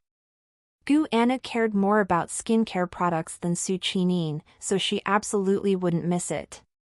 Even if not for the skincare products, they were Gu Ning's friends, and should go to congratulate Gu Ning tomorrow. After washing dishes, Ling Xiaoting and Gu Ning left home together. At the same time, a piece of news went viral. It was about the ads of Jade Beauty Jewelry and Charm. UW Evils Uptez on nov/l/bi.com. Su Tonghua was a beauty herself, and she looked even more stunning in the photos and video ad after K's editing. No matter if it was a photo or video ad, it was very attractive. Su Tonghua dressed in 3 different styles in the posters and video ad. She was as pure as a flower fairy, as elegant as a noblewoman, and as powerful as a queen. She looked perfect with the jade jewelry. Wow! She's a pure goddess. I'm in love with her now. She's so stunning, so is the jade jewelry. The posters make me want to buy all of them, but I'm too poor to afford that. Ha ha, ha ha. Once the posters and the video ad were out, the number of Su Tonghua's followers on social media rapidly increased. At the same time, many people were impressed by the high level of the ad. Therefore, the ad attracted more and more attention and soon became the hottest topic on Weibo. Once it became popular, haters couldn't remain silent anymore. I think she only looks good because of her delicate makeup and the retoucher's outstanding skills. I don't like her. She looks like a calculating bitch. Seeing the above comments, Su Tonghua's fans got mad. Haters! Couldn't you focus more on yourself? You're simply jealous of Tonghua's achievements now, because you haters can never achieve anything. UW Evils Uptez on nov/l/bi.com. As long as Su Tonghua's loyal fans saw vicious comments, they would argue with them and force those haters to shut their mouths. Anyway, there was no star who was admired by everyone. Even if an actor was very famous, or even became a household name, there would always be some people who disliked him or her very much. No matter who worked in the entertainment industry, he or she must be prepared to be criticized or sworn at for no reason. When the crew of Infinite Horror saw the ad of Su Tonghua, they were all stunned too. Bai Lin was quite envious and even a little jealous of Su Tonghua's success now, but she had no intention to scheme against her. Gu Ning and Ling Xiaoting came to the flagship store later. It was divided into 2 spaces, and the pharmacy occupied 3/4 of the entire store, while the rest belonged to the skincare products. The sign of the pharmacy was Colleen Pharmacy, while that of the skincare products store was Cozy Skincare. At the lower right corners of the 2 signs, the direct sales store was marked. Direct sales meant that this company directly sold its products at these 2 stores. Colleen Pharmacy was decorated in the same style as other pharmacies. Cozy Skincare, however, was decorated beautifully. "Nice to see you, Miss Gu and Mr. Lang." Ning Changkai greeted them when Gu Ning and Leng Xiaoting arrived. Gu Ning had told Ning Changkai to call her Miss Gu outside of her company, so Ning Changkai followed her order. Leng Xiaoting had accompanied Gu Ning to acquire the medicine factory, so Ning Changkai naturally knew him. "How is everything going now?" Gu Ning asked. Ning Changkai guided Gu Ning and Leng Xiaoting walking around the store and said, "Most of the products have been placed on shelves." Several workers in the store were stunned by Gu Ning's and Leng Xiaoting's appearance when they walked towards them. Right at this moment, a young man suddenly rushed in carrying a woman on his back. The woman's face was pale and she seemed to be in great pain. The man anxiously shouted, "Is there any medicine for dysmenorrhea? My girlfriend is suffering from dysmenorrhea." The man was hanging out with his girlfriend, and his girlfriend's period came all of a sudden.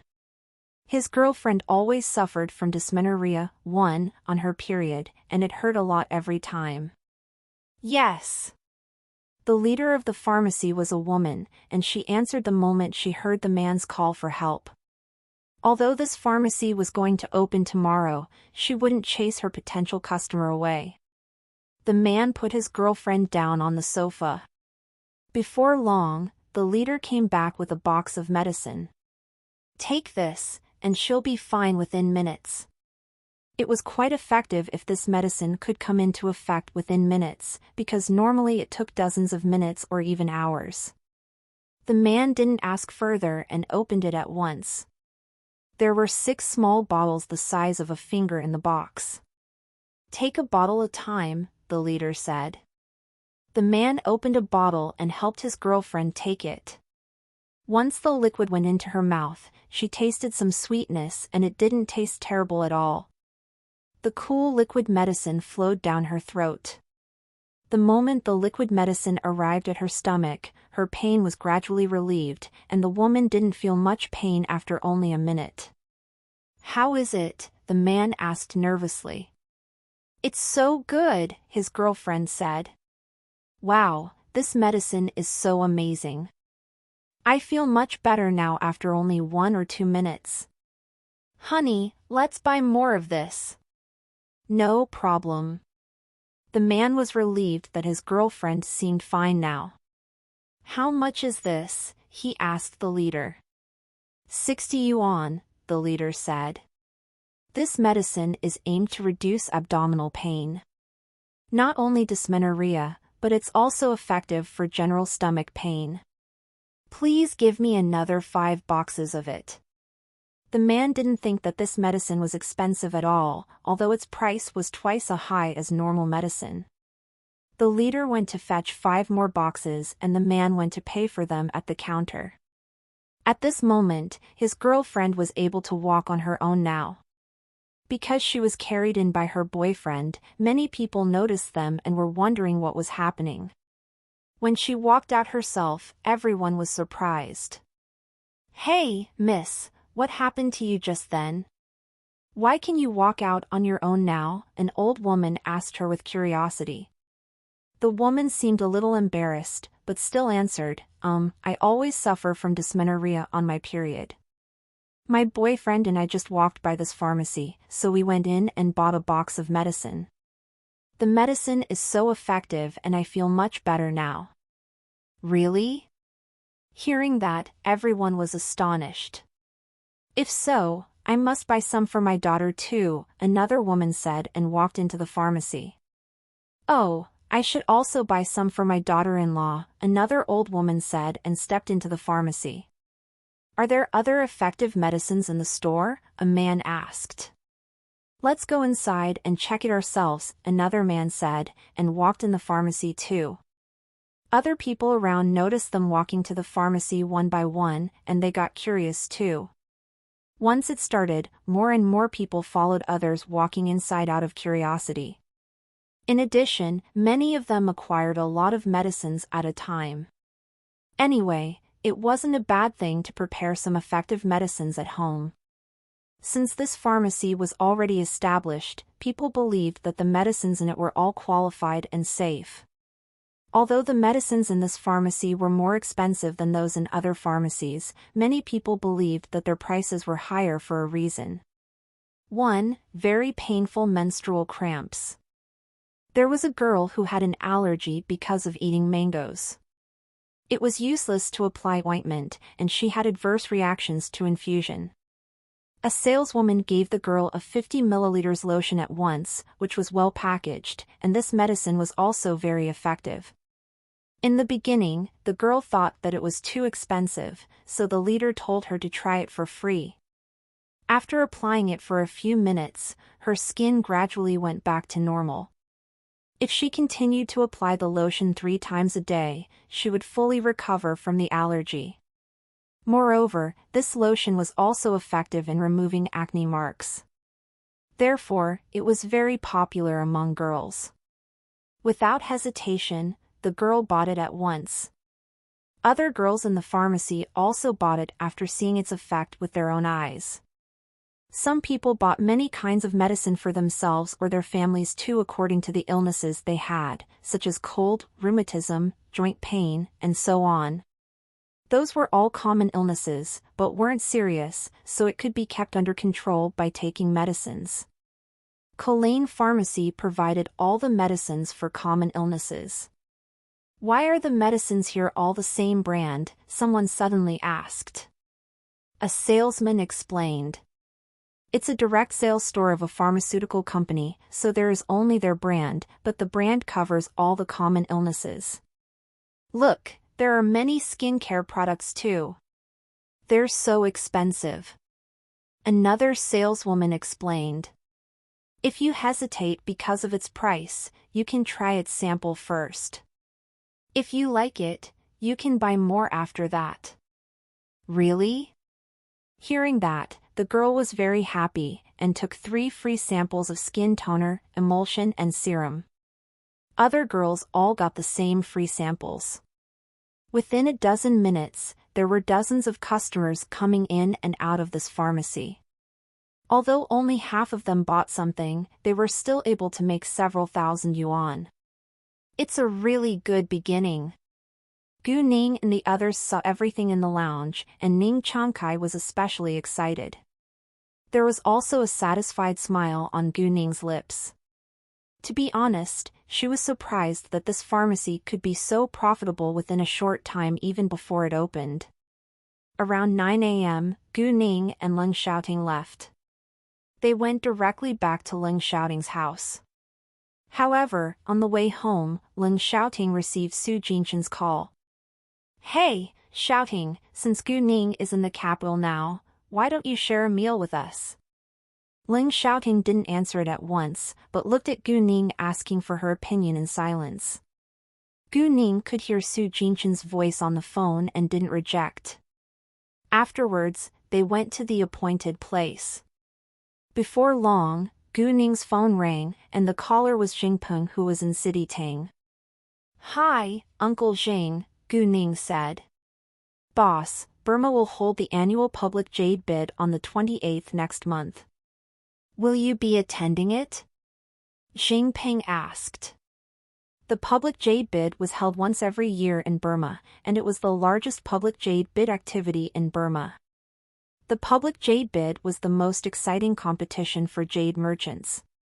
It was a comprehensive competition of wealth, eyesight, and courage. Prior to the beginning of the public jade bid, all raw materials of jade were numbered and indicated its weight as well as reserve price. The reserve price was generally low. All the raw materials were publicly exhibited for 3 days, and jade merchants observed all the exhibits one by one to select what they needed. Afterwards, they evaluated its price to determine the best bid price before putting it into the bidding box. Burma was very strict about jade resources. It was only legal trade at the public jade bid, and all other kinds of trade would be regarded as smuggling.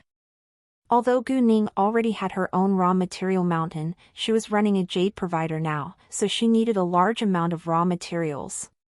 In the beginning, Gu Ning planned to visit Burma to buy raw materials when she was free. She had her telepathic eye space after all, so she wasn't worried about being caught because of smuggling. However, unexpectedly, the public jade bid would be held the next month. It was already the end of this month, so she still had a month to prepare for it.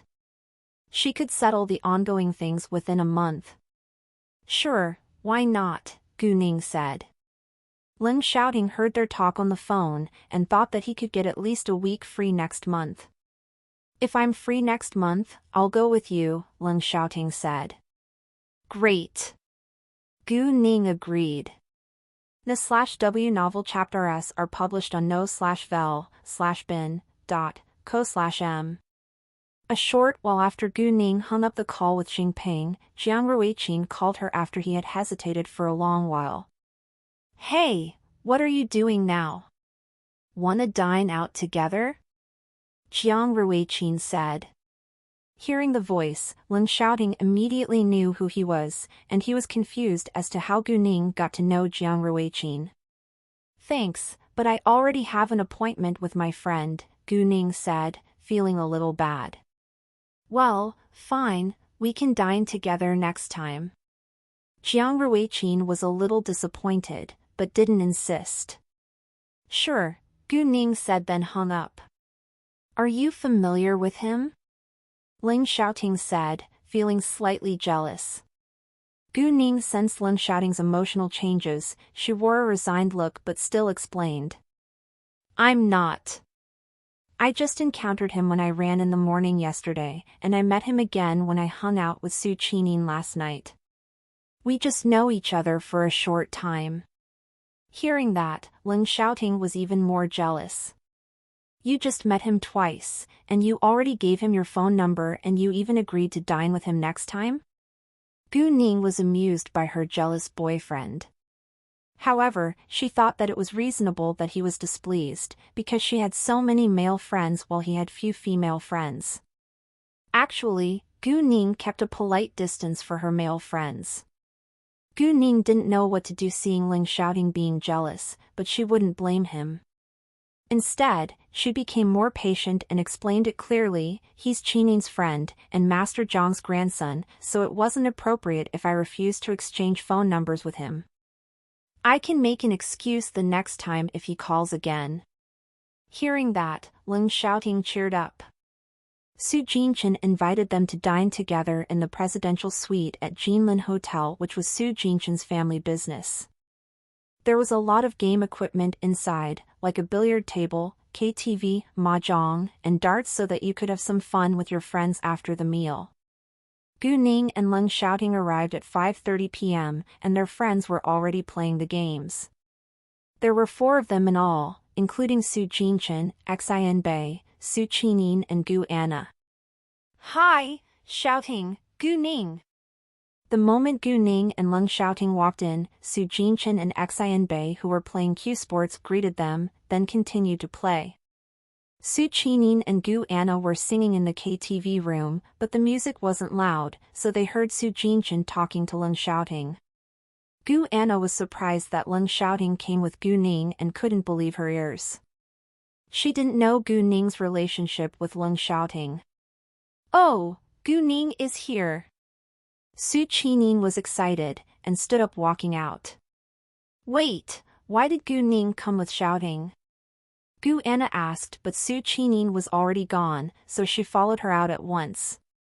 When they came out, they saw Gu Ning standing by Ling Xiaoting's side, and he was helping her take off her backpack. Gu Anna was shocked. Are they a couple? Hi, Xiaoting, Gu Ning. Su Qining said to them. Gu Anna was already struck dumb, and couldn't say a word. Gu Ning left Leng Xiaoting alone and walked to them. Su Qining and Gu Anna pulled Gu Ning into the KTV room and Gu Anna asked her, "Gu Ning, what's your relationship with Lord Leng?" "He's my boyfriend," Gu Ning said. "What?" Gu Anna was completely shocked now. Although she wasn't familiar with Leng Xiaoting, she had met him many times before because of her friendship with Su Qining. In the beginning, Gu Anna was very attracted to Leng Xiaoting's stunning appearance and sexy body, and she had even tried to seduce him. However, he always kept a distance from her, and she was scared of his cold glances. Gu Anna used to think that Leng Xiaoting probably didn't like women. However, Su Qining told her that Leng Xiaoting wasn't a gay. That being the case, Gu Anna was quite astonished that he suddenly had a girlfriend now. Although Gu Anna had admired Leng Xiaoting before, Leng Xiaoting never gave her any responses, so she already gave up and even felt stressed seeing him.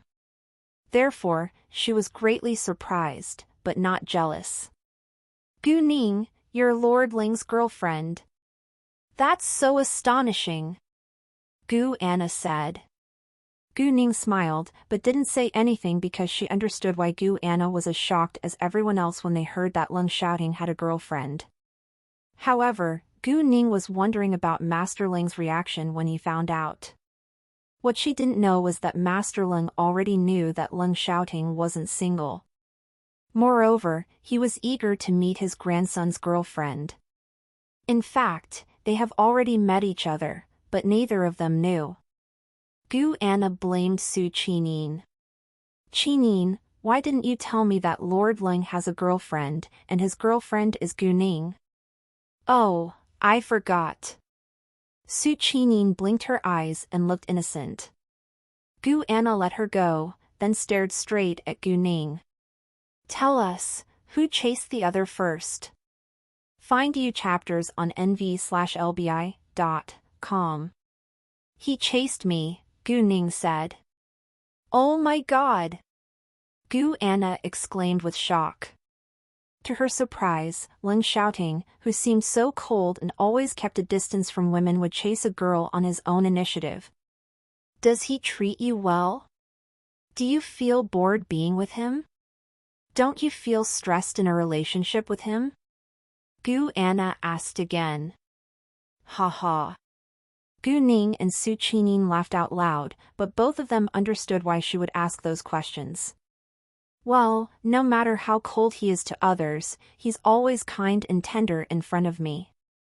I don't feel bored at all being with him. I'm living a happier life than ever," Gu Ning said with a smile on her face. "Glad to hear that." Since Gu Ning said so, Gu Anna wasn't worried. "Oh, Qining told me that you've established your own brand of skincare products. It'll open tomorrow, right? I'll go there to shop with my female friends," Gu Anna said. "Great," Gu Ning said. "I've told all my female friends on WeChat, and they'll go to have a look too," Su Qining said. "Oh, right, I should do that too," Gu Anna said and sent messages to her female friends by WeChat as well. "Gu Ning, why don't we add each other as WeChat contacts?" Su Qining asked Gu Ning. "Sure, why not?" Gu Ning took out her phone. "I don't use WeChat often. You can call me if it's an emergency." "No problem," Su Qining said. "Add me too," Gu Anna said.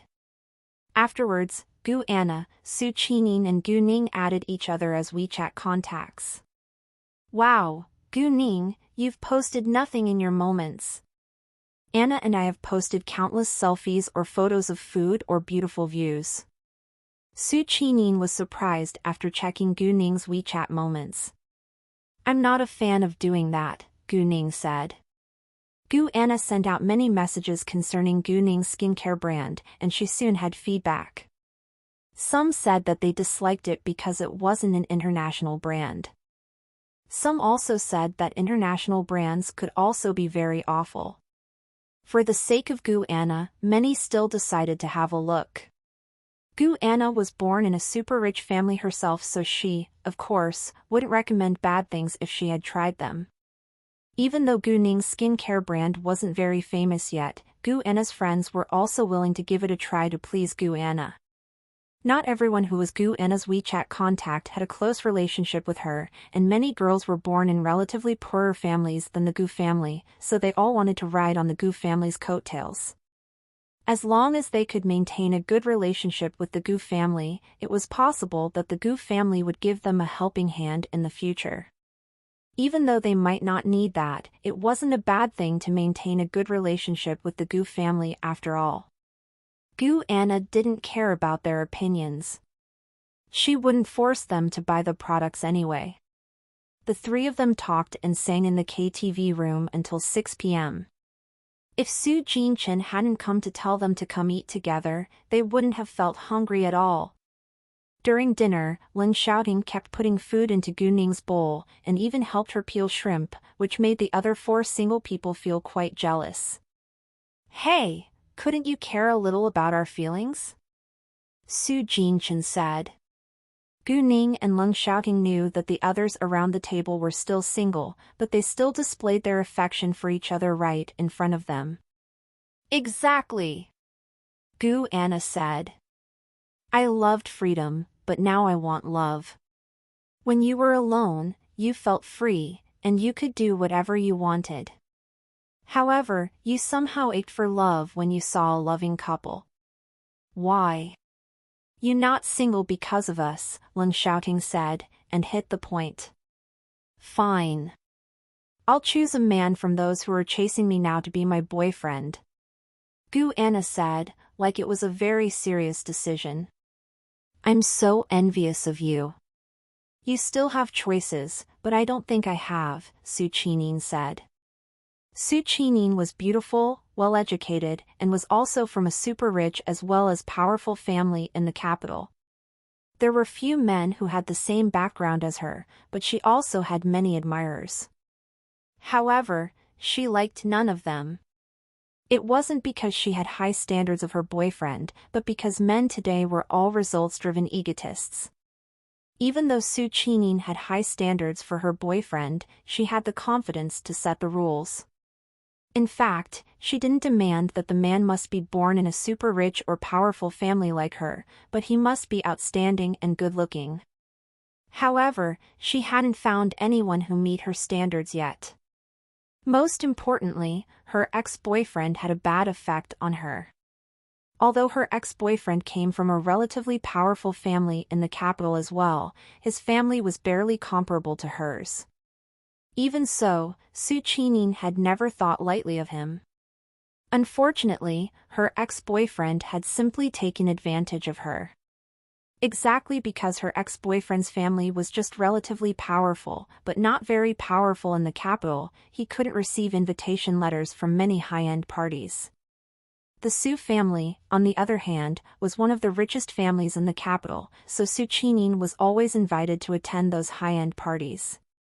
Therefore, her ex-boyfriend would ride on her coattails to expand his own network. Su Qinin had helped him several times, but her ex-boyfriend was never satisfied. He had even demanded to meet a certain figure. After that, Su Qinin was very disappointed, and broke up with him after a violent quarrel. All in all, Su Qinin still felt quite hurt in this relationship, and didn't move on until a month had passed. Although it had happened a year ago, and she already got over her ex-boyfriend, it was still like a nightmare in her mind. She was afraid to encounter that terrible experience again, so she couldn't accept another man or fall in love easily now. EAD new chapter S on no/v/e/ln.com.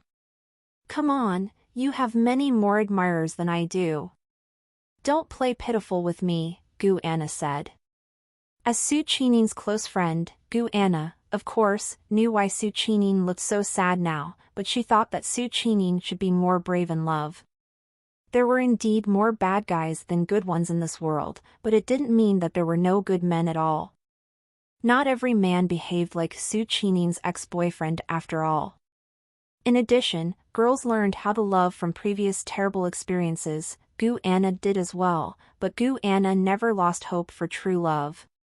She loved being free, and she also ached for love. Fine, I just haven't found a man that I like yet, Su Qining said. Oh, Gu Ning, I heard that your store will open tomorrow, Su Jinchen said. Yes, Gu Ning answered. I'll go have a look with my friends to support you, Su Jinchen said. Why would you men go there too? Those are female skincare products, Su Qining said with disdain. She didn't know that Gu Ning also had a pharmacy. Hearing that, Su Jinchen rolled his eyes at Su Qining then said, I go there to support Gu Ning out of kindness, all right? Fine. Su Qining made a face. After dinner, they sang a while longer in the KTV room before they separated. Once Gu Ning and Leng Xiaoting were back in the house, Leng Xiaoting pressed her against the bed. He had been waiting for this moment the entire day. Leng Xiaoting's hand touched every inch of her skin, which made her feel aroused. When he penetrated her at the end, she felt quite satisfied. At the same time, he also sensed a mysterious power in her body from somewhere deep, and his body mixed with hers into one. The next morning, Jiang Ruiqing still got up early and went out to run. He didn't run long, but stayed still at one place, because he was afraid that he would miss Gu Ning. If he was waiting for her at a certain place, he could see Gu Ning if she passed by. However, Gu Ning was still absent this morning. Jiang Ruiqing was more disappointed than ever now. Didn't she say that she runs in the morning every day? Why has she been absent for 2 days? Did she encounter any trouble, or is she avoiding me? Jiang Ruiqing thought to himself. Jiang Ruiqing couldn't figure it out, and went back home feeling sad. Tang Qingyang was preparing breakfast when Jiang Ruiqing came home with obvious disappointment again. What happened? Why do you look so upset again? You didn't see her today? He asked. Jiang Ruiqing said, throwing himself onto the sofa, staring at the ceiling with an absent look on his face.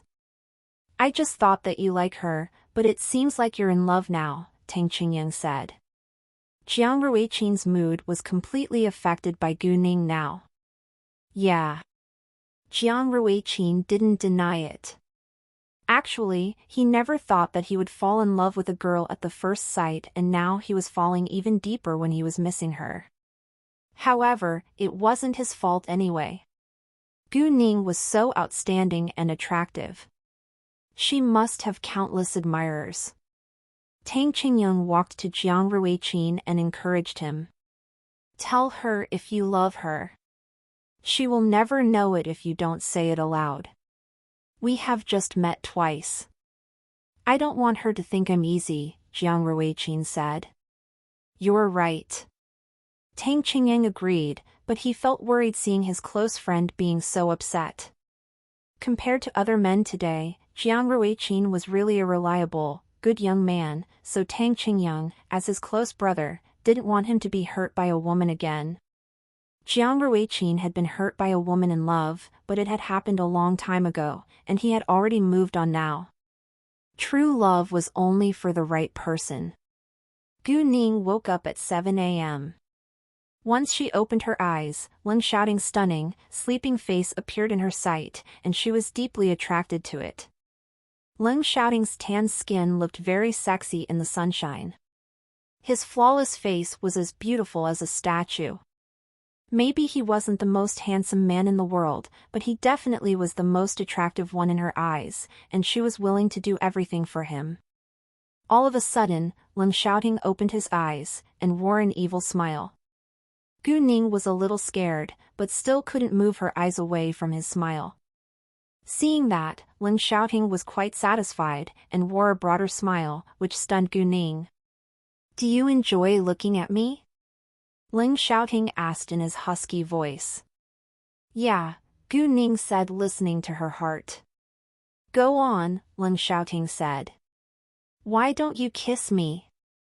Gu Ning, however, stopped looking at him and was about to leave the bed.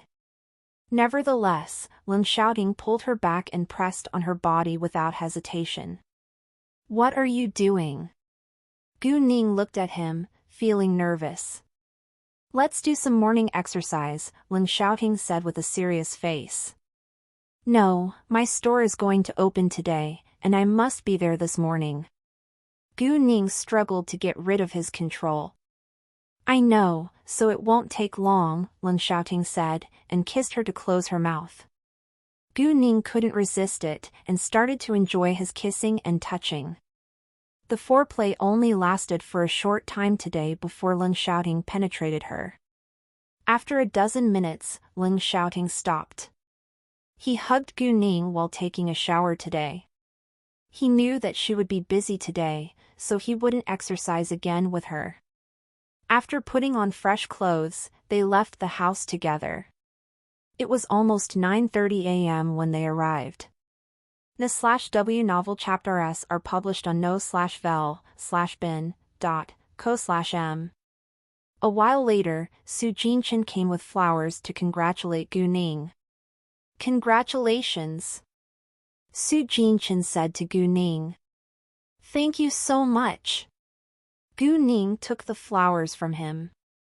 Afterwards, Xin Bei also came with flowers. Seeing several extremely handsome sexy men standing at the door, many women stopped walking. Wow, they're so handsome. Look at their bodies. Are they models? They must be. They could be actors too. If they were actors, countless women would be stunned by them. They discussed and took many pictures of them. Well, truckers, that all for this part. See you all in the next video.